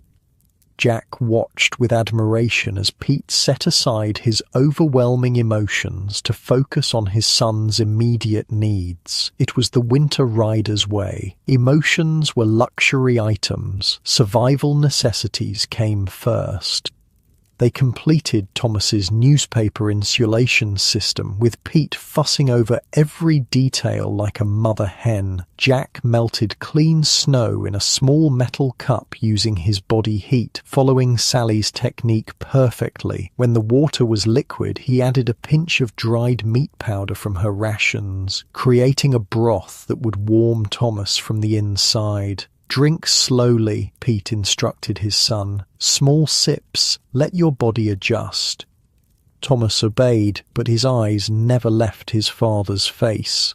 "Can't believe I finally found you," he murmured between sips. "You're half frozen and got beat up by bulls," Pete replied gruffly, though his eyes shone with emotion. "Not exactly the reunion I pictured." "Actually, it's exactly how I pictured finding you," Thomas said with a weak grin. "In trouble and needing the newspaper insulation method." Pete laughed, a sound Jack had rarely heard from him. "Smart ass. Got that from your mother." As Thomas warmed and his strength returned, he began sharing fragments of his 3-year journey. He'd left Sacramento in early 1930, working his way east through odd jobs and freight hopping. Along the way, he'd been learning to survive on the rails, picking up techniques from other riders. "First winter nearly killed me," Thomas admitted. "Got caught in Colorado without proper gear. Old-timer named Jackson saved me, showed me basic insulation with newspapers, said he'd learned it from a guy named Newspaper Pete." Thomas smiled at his father. "That's when I knew I was on the right track." "Jackson," Pete mused. "Big guy, missing 2 fingers on his left hand?" Thomas nodded, surprised. "You know him?" "Taught him the method in Wyoming, winter of 30. Good to know he passed it on." Jack marvelled at the connections that existed in this seemingly chaotic world of rail riders, knowledge passed from person to person, creating an invisible network of survival expertise. "Second winter was better," Thomas continued. "Made it to Chicago, then south to avoid the worst cold. Kept asking about you everywhere. Lots of people had heard of Newspaper Pete, but always just missed you, or he was heading west when I was heading east." "Been doing the same," Pete said softly. "Looking for you, following rumours, always a step behind." "How'd you end up on this train?" Jack asked, curious about the extraordinary coincidence. Thomas grimaced. "Was wintering in a jungle outside Kansas City. Heard rumours of Newspaper Pete heading to Junction City. Got there 2 days ago, but the camp was abandoned. Railroad bull told me, after roughing me up a bit, that they'd cleared the place out. Said riders scattered in all directions." "Bill's Jungle," Pete confirmed. "We just left there this morning." "Missed you by hours," Thomas said, shaking his head at the near miss. "Caught this freight hoping it might take me somewhere I could pick up your trail again." Pete explained their own journey and destination, St. Louis, where they'd heard Thomas might be. "We've been crossing paths for 3 years, Pete concluded, wonder in his voice. "Like 2 trains on parallel tracks, never quite meeting. Until now," Thomas said, gripping his father's hand. Jack checked the weather through the observation port, giving them another moment of privacy. The stars had vanished, obscured by gathering clouds. The temperature was dropping again. He could feel it in the air, seeping through cracks in the boxcar. "Weather's turning," he reported. "Warm fronts losing to the cold." Pete nodded, instantly shifting back to practical matters. "Thomas, how's your insulation holding? Any cold spots?" Thomas assessed his newspaper wrappings with practiced movements. "Seems good. Not my first time with the newspaper method, though yours is better than what Jackson taught me." "Show me your technique," Pete requested. "Want to see what you've learned." Thomas demonstrated his version of the newspaper insulation method. It was functional but missing key refinements. The overlapping pattern wasn't as efficient, and the securing technique allowed for gaps where cold air could penetrate. "Not bad," Pete assessed honestly. "Would keep you alive in moderate cold, but for extreme conditions you need the proper overlap pattern, like this." He showed his son the correct technique, with Jack adding pointers he'd learned from Pete and Bill. Thomas absorbed the lessons eagerly, his hands quickly gaining the muscle memory needed. "You're a natural," Pete said proudly. "Carpenter's hands." Thomas smiled at the compliment. "Used to help you in the workshop, remember, before everything went bad." A shadow crossed Pete's face. "I remember building that cabinet for Mrs. Hollister. You were sanding the doors. Mum kept your tools," Thomas said softly. "Said you'd need them when you came home?" Pete looked away, emotion threatening to overwhelm him again. Jack busied himself checking their shelter, giving Pete time to compose himself. The train continued eastward through the night, its rhythm changing as they crossed into more hilly terrain. The temperature continued to drop, and snow began falling again. Light at first, then heavier. Storm coming, Pete assessed, watching the snowflakes swirl past their observation port. Big one, from the feel of the pressure drop. Thomas nodded in agreement. "Barometer's falling fast, can tell by the pain in my old brake." He flexed his left arm. "Broke it falling off a train my first month out. Never set right." Pete winced at this evidence of hardship his son had endured in his absence. "Let me check our shelter. If a big storm's coming, we need to reinforce everything." They worked together to strengthen their corner setup, applying techniques Bill had taught them. Jack was impressed by Thomas's quick learning and adaptability. Despite his youth, he moved with the confidence of someone who had faced deadly conditions and survived. "What's our food situation?" Thomas asked as they worked.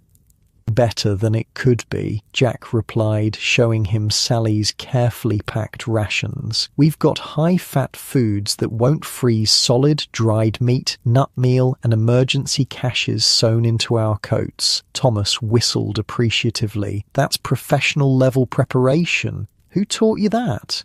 "Woman named Survival Sally," Pete answered. "Met her just before we left Junction City. Best food strategist on the rails." Thomas's eyes widened. "Survival Sally? She's a legend. Heard she survived 3 days in a Nebraska blizzard that killed 2 men with her." "That's her," Pete confirmed with a small smile, though she never mentions that story herself. As the night deepened, the storm intensified. Snow driven by powerful winds found every crack in the boxcar, sifting in to form small drifts on the wooden floor. The temperature plummeted further, turning their breath into frozen clouds that crystallized on their newspaper wrappings. "This is bad," Jack observed, checking the increasingly thick snow accumulation outside their observation port. "Train's slowing." "Drifts on the tracks," Pete explained grimly. "If they get too deep, we'll stop completely." The implications hung in the air between them. A train stranded in the wilderness during a major winter storm could mean death for unprepared riders. Thomas broke the tense silence. "If we get stranded, what's the plan?" Pete looked at his son approvingly. Good question. Always have a backup plan in winter. He considered for a moment. If the train stops more than 2 hours, we assess our position. If we're near a town, we might risk moving toward it. If not, we implement stationary survival protocol. What's that? Jack asked. Shelter in place, Pete explained. Reinforce insulation, establish a rotation for body heat sharing, minimize food and water consumption, and wait it out.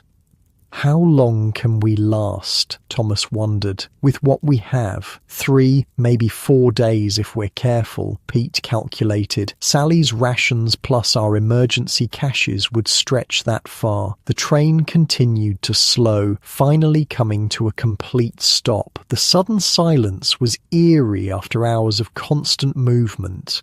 Now we wait, Pete said, checking his pocket watch. Mark the time. 2 hours, then we decide. They huddled in their shelter, each lost in thought. Jack found himself wondering about the engineer and crew. Were they warm in the locomotive or struggling with their own battle against the elements? Thomas broke the silence with an unexpected question. Jack, how'd you meet my father? Jack glanced at Pete, who nodded for him to tell the story. Nearly froze to death in a boxcar out of Chicago, Jack admitted. First time riding in winter, had no idea what I was doing. Your father found me, taught me the newspaper method, probably saved my life. Sounds like him, Thomas said with evident pride. Always helping others. Just passing on what I learned. Pete demurred. Same as any winter rider would. Thomas shook his head. Not the same. Asked around about you for 3 years. Everyone knows Newspaper Pete, the man who teaches others to survive when no one else would bother. Pete looked uncomfortable with the praise. Enough about me. Tell us how you've been surviving. What techniques you've picked up. Thomas eagerly shared his accumulated knowledge, a snow shelter method he'd learned from a former Arctic explorer in Montana, a fire-starting technique using steel wool and batteries that worked in damp conditions, a signaling system using mirrors that could alert distant riders to danger or opportunity. Jack listened, fascinated by how this boy, still in his teens, had compiled survival wisdom from across the country. The hobo education system might be informal and haphazard, but it was undeniably effective. What about your mum? Pete finally asked, the question he'd clearly been holding back. How was Alice when you left? Thomas's expression grew serious. Working at a cannery in Sacramento, hours were long, pay was bad, but she kept a roof over our heads. He hesitated. She never stopped believing you'd come back. Kept your picture by her bed. Pete stared at his hands. Should have gone to her right away. Pride got in the way. Thought I needed to rebuild something first. Have something to offer. She didn't want something, Thomas said quietly. She wanted you. The truth of this simple statement hung in the air between them. Outside, the storm howled with increasing fury, rattling the boxcar with powerful gusts. Snow continued to find its way inside, accumulating in corners and along the edges of their shelter. 2 hours, Pete announced, checking his watch again. Decision time. They carefully opened the observation port wider, trying to assess their location. Nothing was visible but swirling snow and darkness. Can't tell if we're near civilization, Jack observed. Could be miles from anywhere. Train crew might know, Thomas suggested. Could try to reach the locomotive. Pete shook his head. Too risky in this blizzard. Moving between cars in these conditions could be fatal. One slip, one moment of disorientation and you're lost in the storm. So we shelter in place? Jack asked.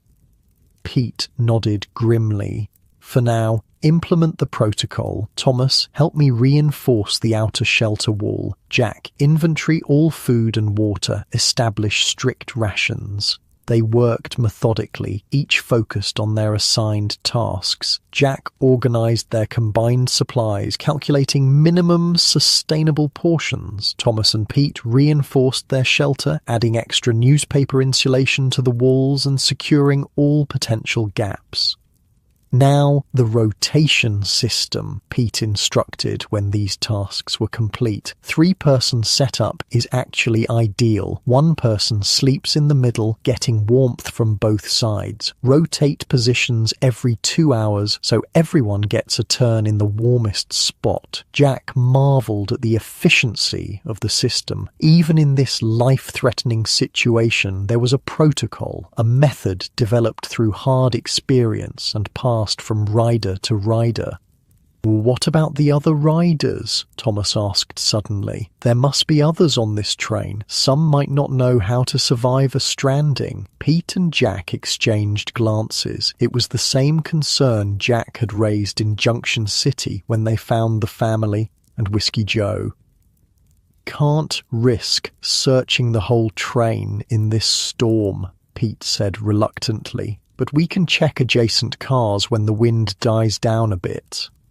A particularly violent gust shook the boxcar, as if nature itself was emphasizing the danger of venturing outside. For now, we focus on ourselves, Pete decided. Can't help others if we don't survive. It was harsh logic, but undeniably true. Jack had learned that winter survival sometimes required setting aside normal social considerations. The cold didn't care about good intentions. They settled into their first rotation, with Thomas in the middle position. Despite the dire circumstances, Jack could see the peace on Pete's face as he lay next to his son. After 3 years of searching, of near misses and false leads, father and son were together again. The storm showed no signs of abating. If anything, it seemed to be intensifying, the wind screaming around the boxcar like a living thing trying to find a way in. The temperature continued to drop until even inside their reinforced shelter, they could feel the brutal cold probing for weaknesses. Coldest night I've experienced, Jack admitted during a rotation change, and that's saying something after the last few weeks. Cold snap following the warm front, Pete explained. Often happens this way. Warm air retreats, Arctic air rushes in, temperature can drop 30 degrees in a matter of hours. How cold do you think it is? Thomas asked, his breath forming ice crystals on his scarf. Pete considered. Outside, probably 40 below, with the wind chill closer to 70 below. Jack tried to comprehend such cold. At those temperatures, exposed flesh would freeze in minutes. Even their carefully constructed shelter and insulation systems were being tested to their limits. Will the train crew try to move soon? Jack wondered. Pete shook his head. Not until the storm passes. Too dangerous otherwise. Risk derailment if they can't see the track condition. So we wait, Thomas concluded. We wait, Pete agreed, and we survive. That's what winter riders do. As they rotated positions again, Jack found himself in the middle. Despite the deadly cold, just feet away, the combined body heat of 3 people in their insulated cocoon created a microclimate that was almost comfortable. His thoughts drifted to the strange journey that had brought him here. From desperation in Chicago to this moment of crisis shared with a man who had become a friend and a boy who had crossed a continent to find his father. The Depression had destroyed millions of lives, torn families apart, and driven people to extremes simply to survive. Yet in the midst of this national catastrophe, small miracles still occurred. A father and son reunited in a frozen boxcar, strangers becoming allies against the common enemy of winter. Outside, the storm raged on, indifferent to human suffering or joy. Inside their shelter, 3 people huddled together, sharing warmth, food, and the most precious resource of all on the winter rails, knowledge that kept death at bay for one more night. Morning brought no relief from the storm. If anything, the first grey light revealed the true severity of their situation. Jack peered through the observation port to find the boxcar nearly buried in snow on one side, with massive drifts piled against the steel walls. "Train's not going anywhere soon," he reported grimly. Pete nodded, his expression thoughtful rather than fearful. "Time to check on the neighbours. Storms let up just enough to risk moving between cars." Thomas immediately volunteered. "I'll go." "No," Pete said firmly. "You just got your insulation layers properly established. Jack and I will go. You maintain the shelter and prepare rations for whoever we might find." Thomas wanted to argue, but knew his father was right. His improvised gear wasn't as reliable as their professionally constructed systems. "Be careful," was all he said. Pete and Jack prepared methodically for the dangerous journey between cars. They added extra newspaper layers to their extremities and faces, leaving only narrow slits for their eyes. Pete fashioned a guide rope from cord in his pack. "Tie this around your waist," he instructed Jack. "I'll go first. If visibility drops to 0, we can still find our way back." The preparations complete, they cautiously opened the boxcar door wider. The wind immediately tried to rip it from their hands, sending a shower of snow into their shelter. "Stay close," Pete shouted over the wind. "Next car is about 15 feet ahead." They pushed out into the storm. The cold hit Jack like a physical blow, penetrating his layers with frightening speed. The wind tore at his face, the tiny exposed portion around his eyes immediately beginning to sting and go numb.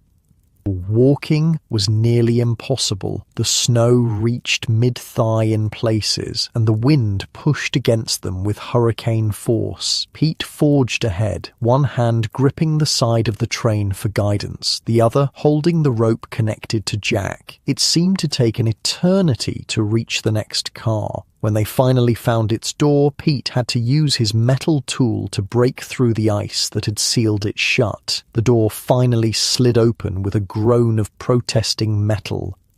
"Hello," Pete called into the darkness. "Anyone riding?" a weak voice answered from the far corner. "Help, please."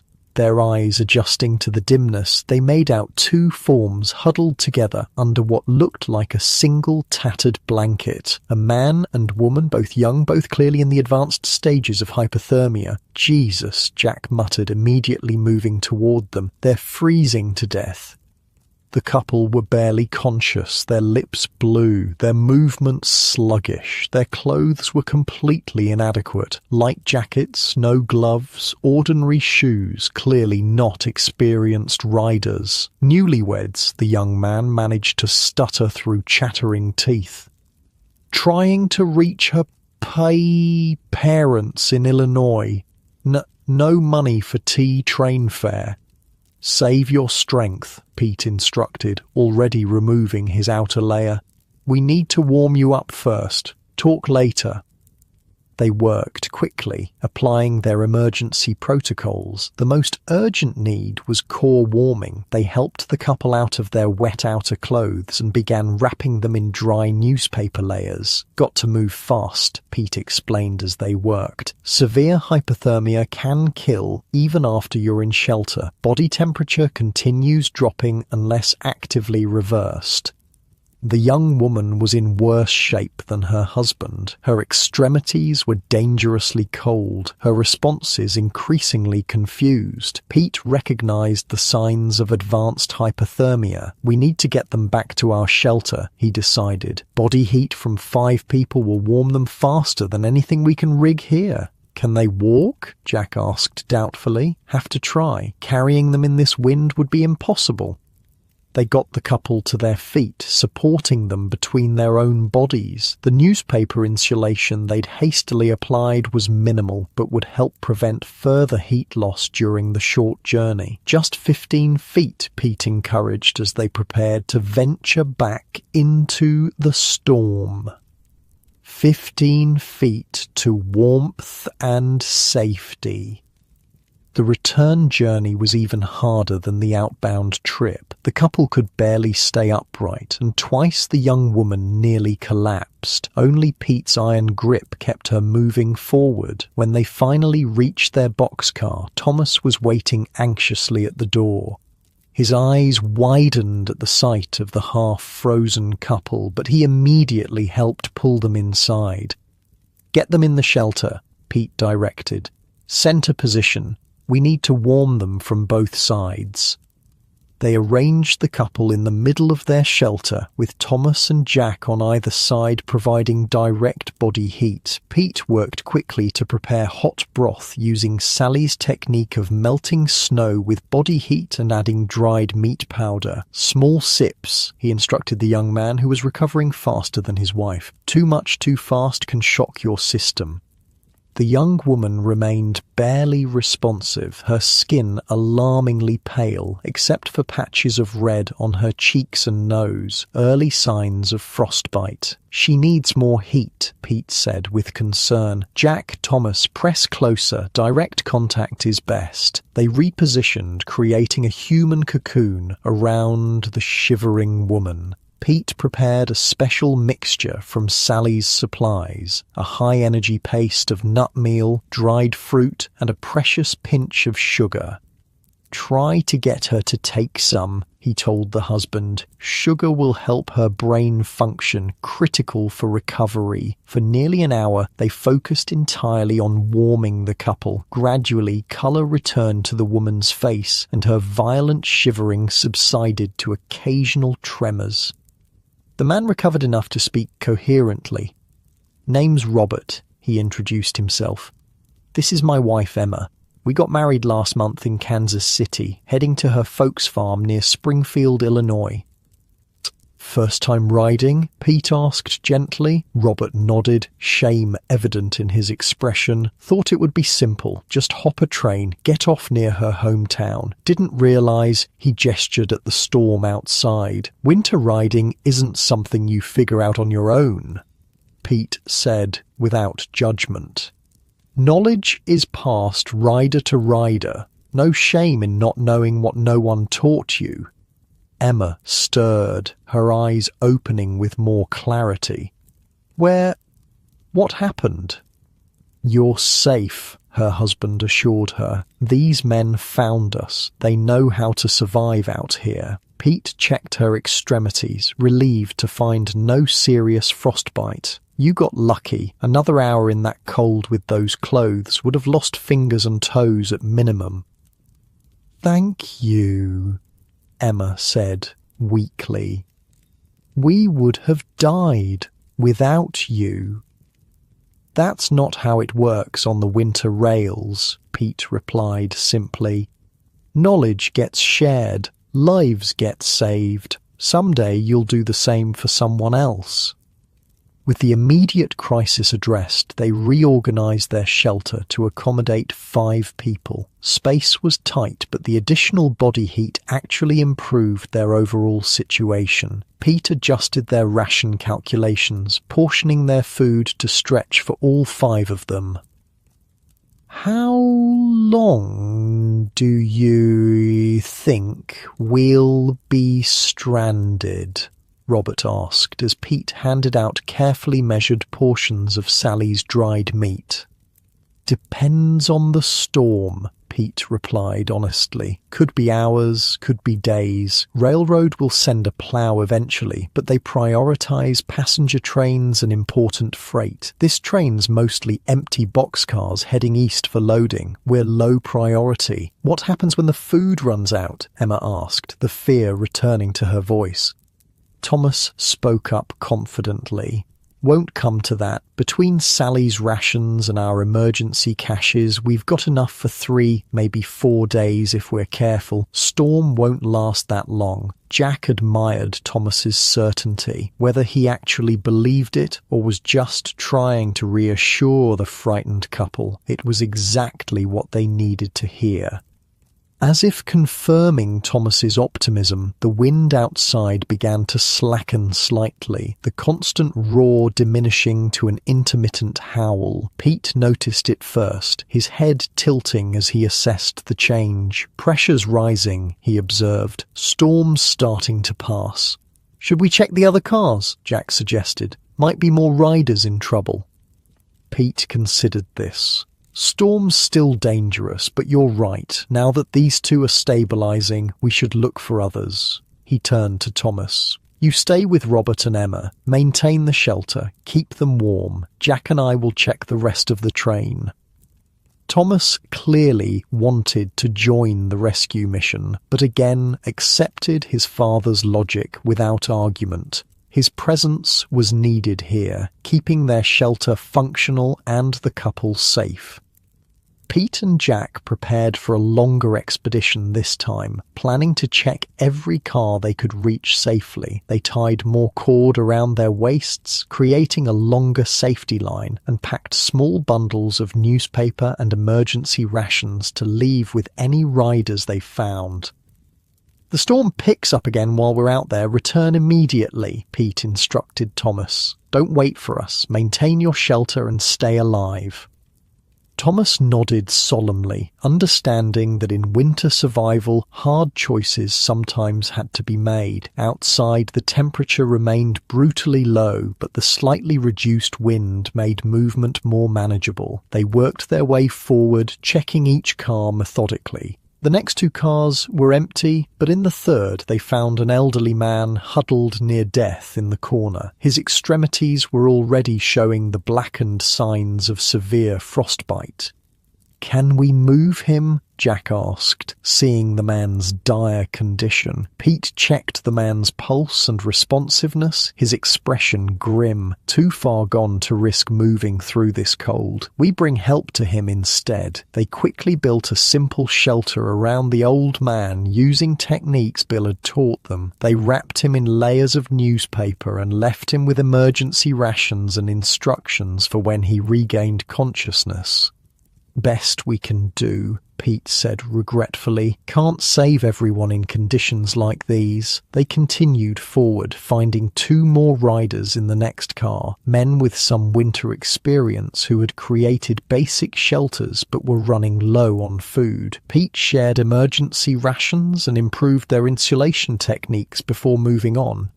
Car by car, they worked their way almost halfway through the train, finding 7 more riders in various states of distress. To each they provided what help they could: food for some, improved shelter techniques for others, medical attention for those with cold injuries. One more car. Then we turn back, Pete decided, the strain of the prolonged exposure beginning to show even through his expert insulation. Been out too long already. The final car they checked contained a group of 4 men who, unlike the others, seemed reasonably prepared. They had constructed a shelter similar to Pete's corner design and had food supplies that would last another day. "Newspaper, Pete?" one of them asked incredulously when Pete introduced himself. "Heard about you all over the rails. Your insulation method saved my brother in Colorado 2 winters back." "Just passing on what I learned," Pete replied with characteristic modesty. The men insisted on sharing some of their coffee, a rare luxury they'd been saving for emergencies. Pete and Jack gratefully accepted the hot drink, the warmth reviving them for the journey back to their own car. "Community," Pete observed as they carefully made their way back through the snow. That's what people don't understand about riding the rails. Think it's every man for himself.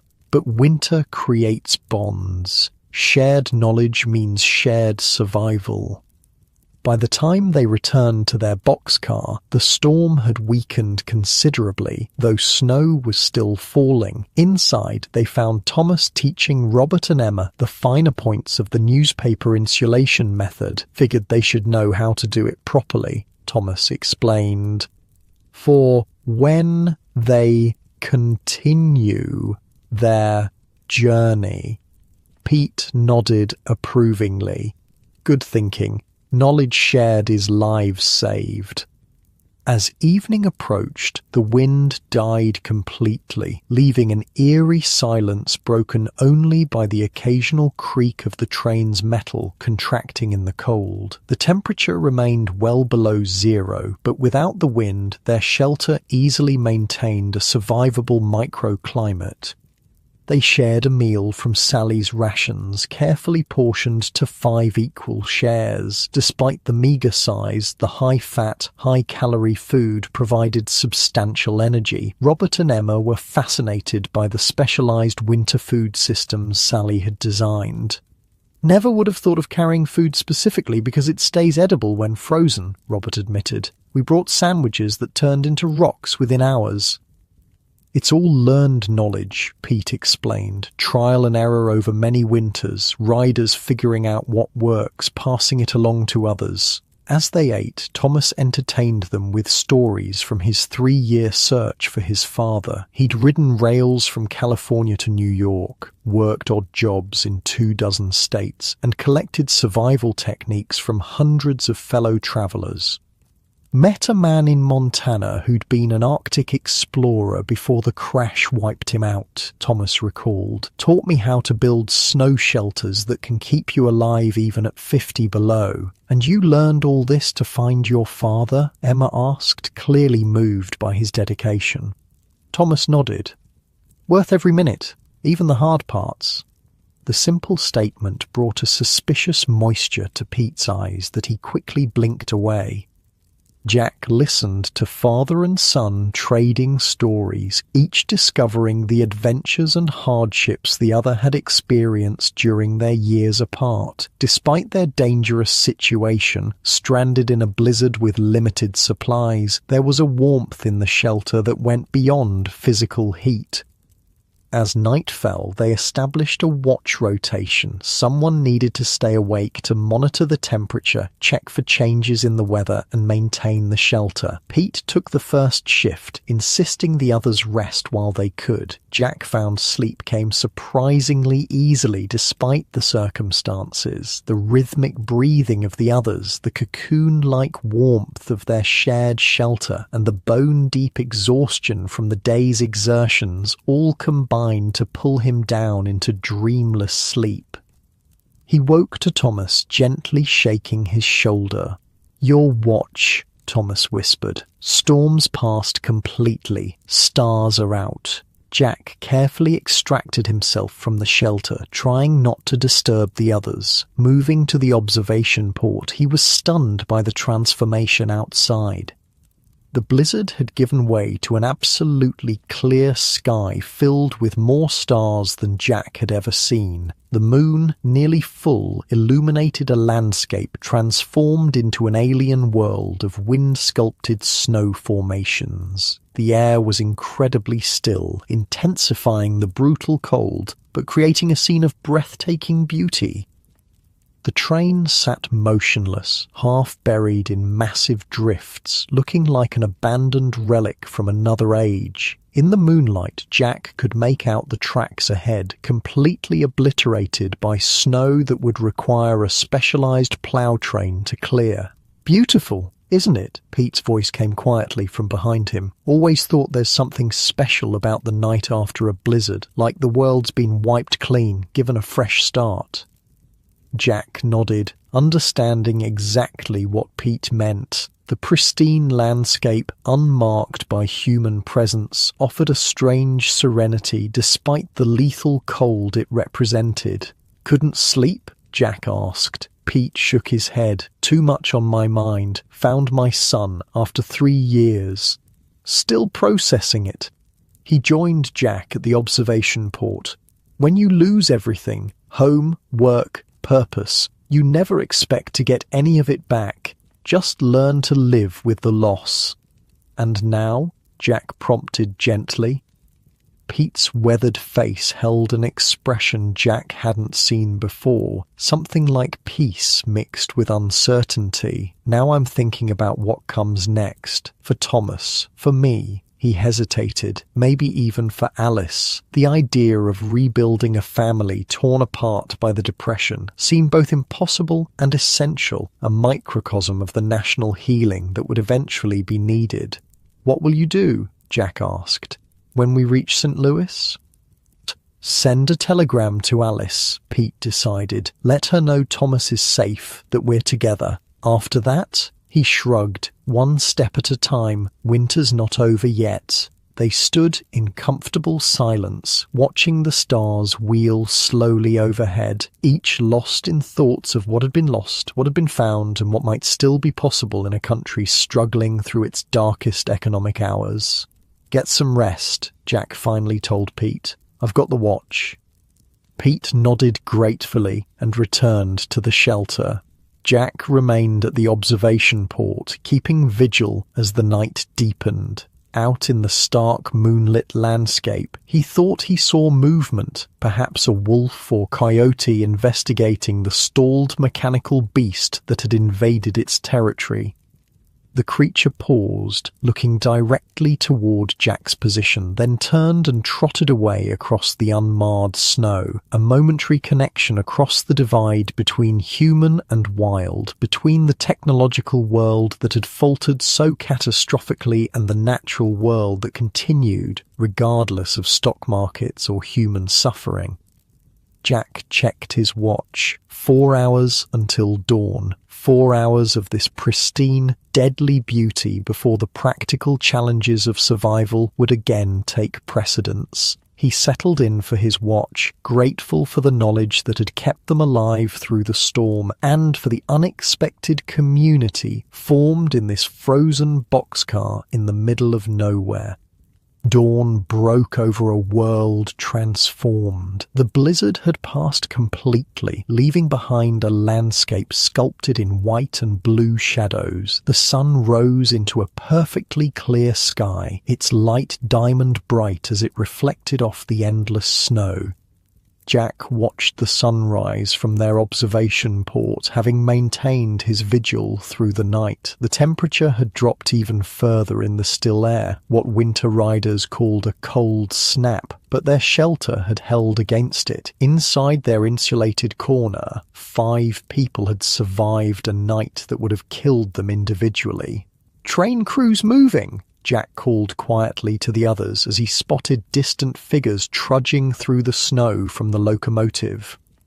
Pete was instantly alert, emerging from sleep to full awareness without the groggy transition most people experienced. It was a skill Jack had noticed in experienced winter riders, the ability to wake completely at the first sign of change or potential danger. "Checking the track conditions," Pete assessed, joining Jack at the observation port, trying to determine if they can move forward or need to wait for a plough.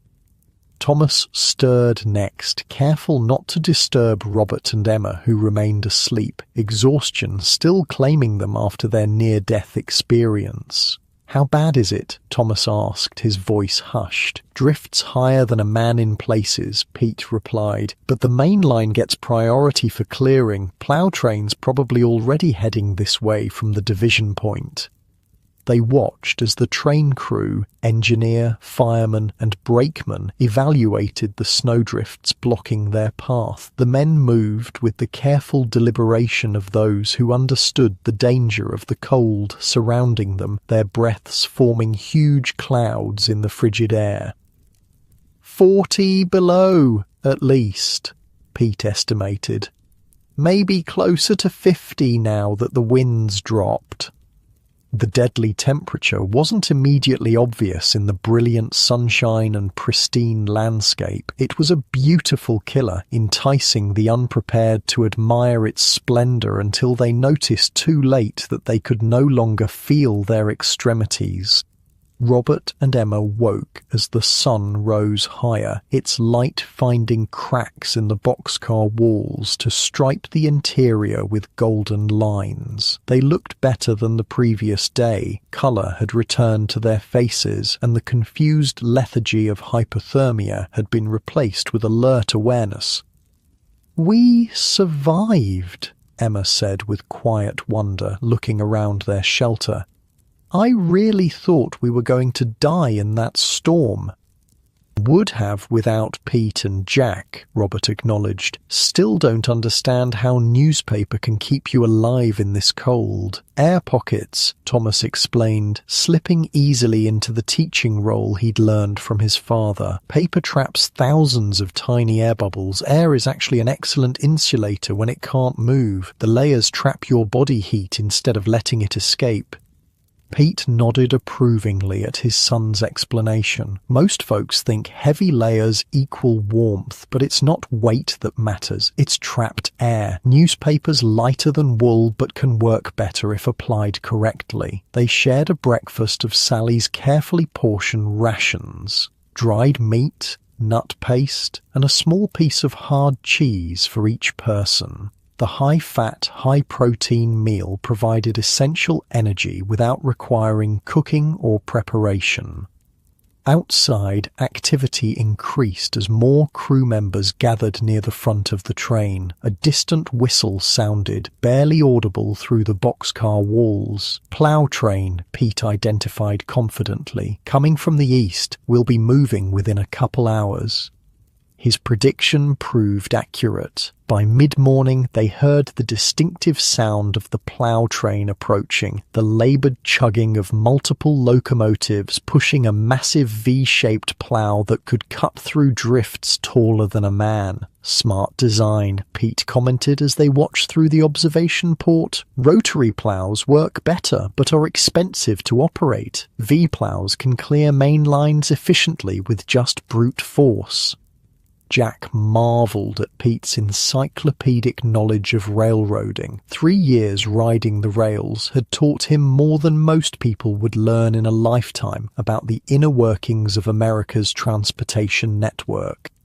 The plough train passed them heading west, clearing one track to allow supply trains through. It would return on the parallel track to clear their path eastward. The process was slow but methodical, the huge machines demonstrating humanity's determination to maintain movement even through nature's worst obstacles. By early afternoon, their train's whistle sounded 3 short blasts, the signal to prepare for departure. The welcome noise energized everyone in the boxcar. "We should check on the others before we leave," Jack suggested, remembering the elderly man with severe frostbite and the other riders they'd assisted. Pete nodded in agreement. "Thomas, you stay with Robert and Emma. Jack and I will make a quick round of the cars we visited yesterday." The improved weather made movement between cars much easier, though the cold remained life-threatening for anyone improperly protected. They found most riders in better condition than expected. The elderly man was conscious and responsive, his frostbitten extremities painful but not yet showing signs of dangerous infection. The other riders had maintained their improved shelters through the night and were eager for information about when the train would move again. "Heading out soon," Pete informed each group. "Might make St. Louis by tomorrow night if the tracks stay clear." When they returned to their boxcar, they found Thomas teaching Robert and Emma how to properly dismantle a shelter for quick packing, another critical winter riding skill. "Never know when you'll need to move fast," Thomas explained. "Bulls, unexpected stops, sudden weather changes. The rider who packs fastest lives longest." Pete watched his son with undisguised pride. "Boy's a natural teacher," got that from his mother. A sudden jerk announced the train's first movement in nearly 24 hours. Metal groaned as frozen components were forced into action. The initial progress was slow, the locomotive struggling against the resistance of packed snow between the rails. "We're moving," Emma said with relief bordering on joy. "Actually moving." Pete tempered their excitement with experienced caution. Still a long way to St. Louis. Track could be blocked again further east, but yes, this is good progress. As the train gradually built speed, they began planning the next phase of their journey. Pete marked their approximate position on a mental map of the rail lines. "Should reach Jefferson City by nightfall if we maintain this pace," he calculated. "Then St. Louis by mid-morning tomorrow." "What will you do when we get there?" Robert asked. Pete and Thomas exchanged glances, the question bringing into focus decisions they needed to make. "First, send a telegram to Thomas's mother," Pete said. "Let her know he's safe, that we found each other." "Then," Jack prompted gently. Pete took a deep breath. "Then we need to decide if we head west, back to California, back to Alice." The possibility hung in the air between father and son, a potential ending to their years of separation and searching that neither had fully confronted until this moment. "What do you think, Thomas?" Pete asked, his voice uncharacteristically uncertain. Would your mother want me back after all this time?" Thomas didn't hesitate. "She never stopped waiting, kept your workshop exactly as you left it, said you'd need it when you came home." Pete looked away, emotion threatening to overcome his usual stoic demeanour. Jack and the newlyweds discreetly busied themselves with shelter maintenance, giving father and son a moment of privacy. "I'm not the same man who left," Pete said quietly to Thomas. "Lost my business, my home, been riding freights for 3 years. Don't know if I can go back to building houses, being a provider." "You've been providing in a different way," Thomas pointed out, "teaching others to survive, saving lives. There's honour in that, like Jack said." Pete considered this perspective, that his years on the rails hadn't been a fall from grace, but a different kind of contribution. The idea seemed to ease something in his expression. "Maybe you're right," he conceded. "Still, California's a long way from St. Louis, especially in winter." "We could wait until spring," Thomas suggested. "Find work in St. Louis, save enough for proper tickets west. Riding a passenger train." Pete smiled at the notion. "Been a while since I did that." Their conversation shifted to practical considerations. Places to find work in St. Louis, known hobo jungles where they could stay safely, contacts Pete had made during previous visits to the city. Jack listened, realizing he hadn't considered his own next steps. He'd been so focused on helping Pete find Thomas that he hadn't thought beyond that goal. Now, with success unexpectedly achieved, he faced his own decision point. "What about you, Jack?" Thomas asked, intuitively sensing his thoughts. "Got plans after St. Louis?" Jack considered the question honestly. "Not really. Left Chicago with no destination in mind, just needed to get away." "From what?" Robert asked.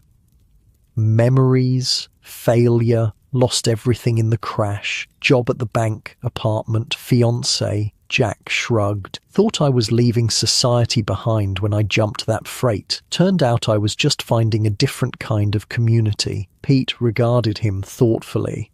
"You've got a knack for winter survival, quick learner, steady under pressure, rare combination." "High praise coming from you," Jack acknowledged with a small smile. "Could come west with us," Thomas suggested. "California's got more opportunities than most places these days." The invitation surprised Jack. He'd grown close to Pete and now Thomas, but hadn't expected to be included in their family reunion plans. "Something to consider," he said noncommittally. "Still plenty of track between here and St. Louis to make decisions." The train continued eastward through the afternoon, its pace improving as they moved beyond the worst of the storm's effects. The landscape gradually changed from the flat expanses of western Missouri to the more rolling terrain approaching the Mississippi River. Emma and Robert would leave them at Jefferson City, where her parents' farm was located just 10 miles north of town. "Don't know how to thank you enough," Robert said as they helped the couple prepare for departure. "We would have died without your help." "No thanks needed," Pete replied with characteristic directness. "Just remember what you learned. Pass it on to others when you can." Emma impulsively hugged each of them. "I'll never forget the newspaper method," she promised, "or the people who taught it to us." When they reached Jefferson City shortly after nightfall, the goodbyes were brief but heartfelt. Pete insisted on giving the couple some of Sally's remaining rations to sustain them on the final leg of their journey. "You don't have to do that," Robert protested. "You need these supplies yourselves." "Community," Pete said simply. "That's how survival works on the rails. Today, you need help. Tomorrow, you help someone else." As the train pulled away from Jefferson City, continuing east towards St. Louis, the boxcar felt emptier but somehow warmer for the connection they'd made with the young couple. Jack found himself hoping that Robert and Emma would reach her parents' farm safely, that they'd find security in a world where such things had become rare commodities.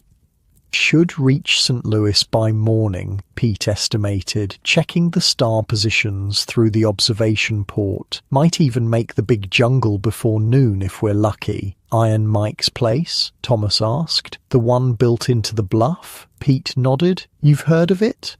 "Been there twice," Thomas confirmed. "Best winter setup east of the Mississippi. Natural cave systems expanded over years. Some chambers stay above freezing even in the worst cold."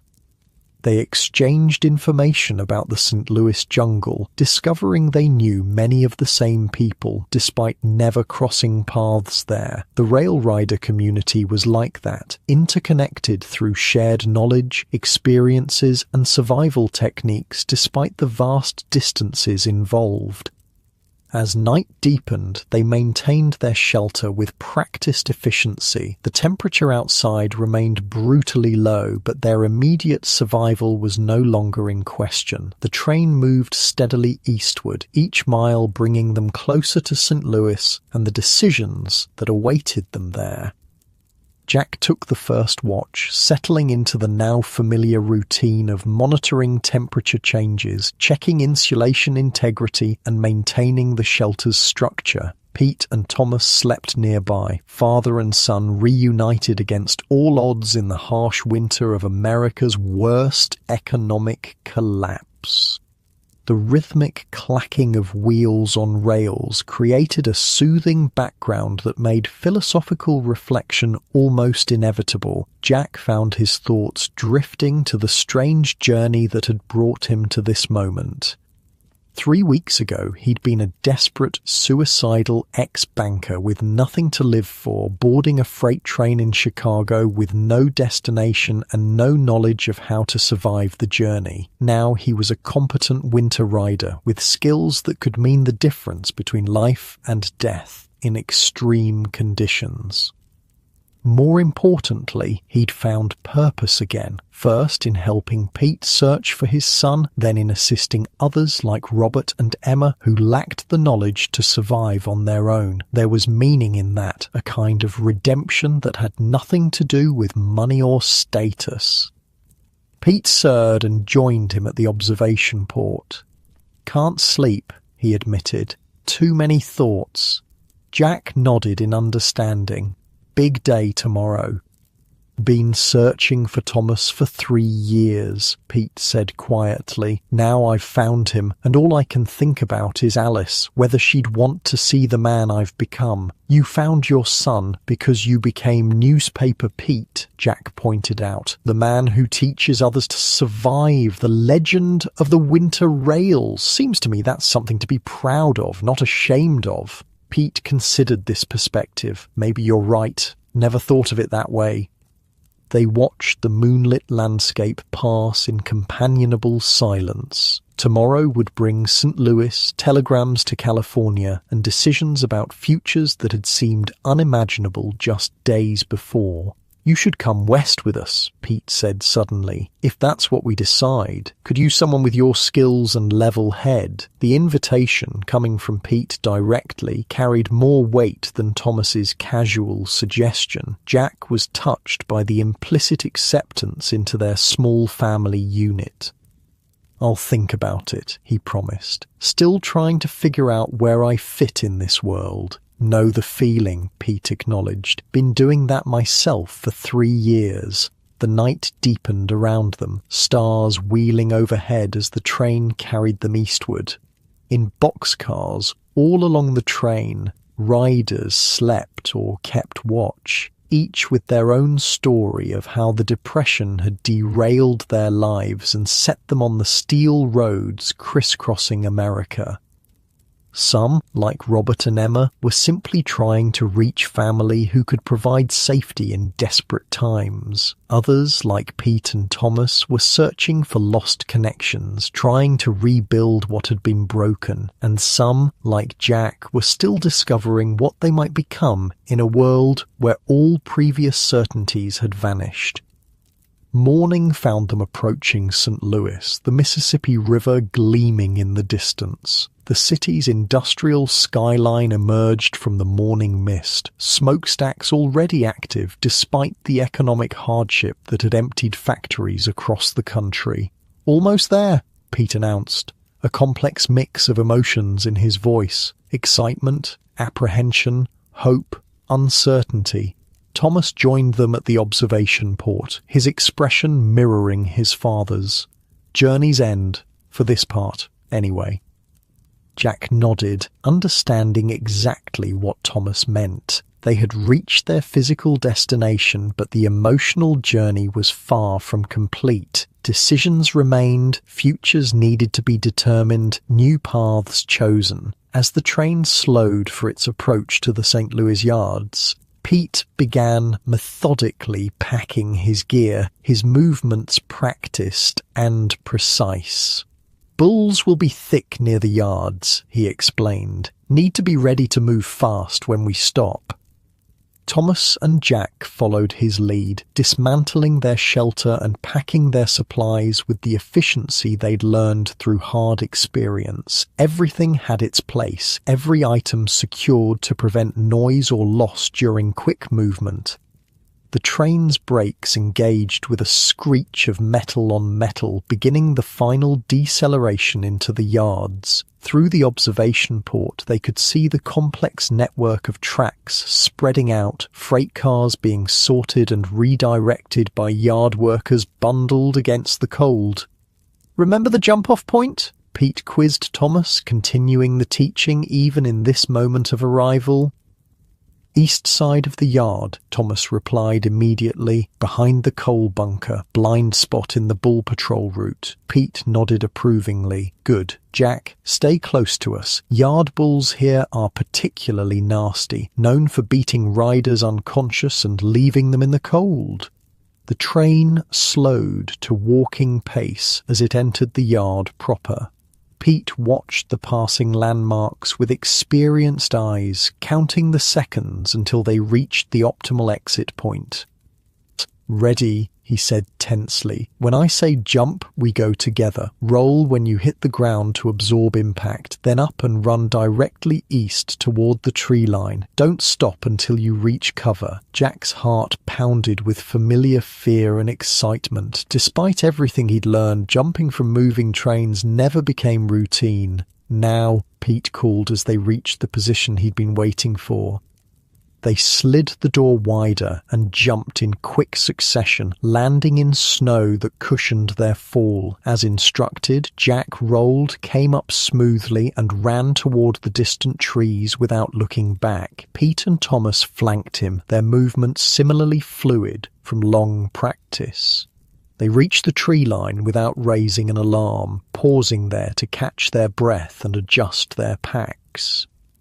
"Made it," Pete said with satisfaction. "Jungle's about 2 miles east, built into the bluff overlooking the river." As they began walking through the snowy woods, Jack felt a curious mixture of achievement and anticipation. They had survived a journey that would have killed most people, finding each other in the process.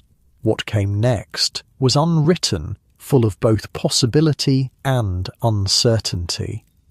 The morning sun filtered through bare branches, creating dappled patterns on the snow at their feet. Their breath clouded around them in the still frigid air, but the deadly cold of the previous days had moderated slightly. Winter remained dangerous, but its worst fury had passed for now. "What do you think your mother will say when she gets our telegram?" Pete asked Thomas, his voice casual, though the question was anything but. Thomas considered this for a moment. "She'll cry, then she'll start packing, then she'll probably scold both of us for worrying her." Pete laughed, a warm, genuine sound rarely heard during their dangerous journey. "That sounds exactly like Alice." Jack watched the father and son walking ahead of him, their movements and mannerisms so similar despite their years apart. Some connections, it seemed, transcended time and distance and economic disaster. As for himself, Jack wasn't sure what awaited him in St. Louis or beyond. California with Pete and Thomas remained a possibility, as did continuing his solitary journey once they parted ways. What he did know was that he was no longer the desperate man who had boarded that freight in Chicago, ready to end it all. He had skills now, knowledge that could keep himself and others alive in the most extreme conditions. He understood the winter rails in ways few people ever would, the dangers they presented and the community they created among those who rode them. Most importantly, he had discovered something the Depression had almost convinced him no longer existed: the capacity of people to help each other when systems failed, to share knowledge when institutions collapsed, to form communities when society itself seemed to be crumbling. Between 1929 and 1941, over 2 million Americans would ride the freight trains, many during winter months when temperatures made survival a daily battle. They developed techniques that sustained life in conditions more extreme than Arctic expeditions, using only materials found in railroad yards and abandoned lots. These weren't summer joyrides, but desperate journeys where exposure could kill within minutes. The newspaper insulation method, corner shelter construction, and specialized food strategies weren't just clever tricks. They were the difference between life and death on steel roads that stretched across a nation in crisis. As Jack followed Pete and Thomas toward the St. Louis jungle and whatever future awaited them there, he carried with him not just the survival knowledge they had shared, but the more profound understanding that had come with it. Even in the coldest, darkest moments, human ingenuity and community could create warmth where none should exist. The winter rails had nearly killed him, then taught him how to live. As you drift towards sleep in your warm, safe bed, perhaps you might appreciate how different your comfort is from the desperate journeys of those who rode America's frozen rails during its darkest economic hours, finding in each other the knowledge and community that meant survival for one more night.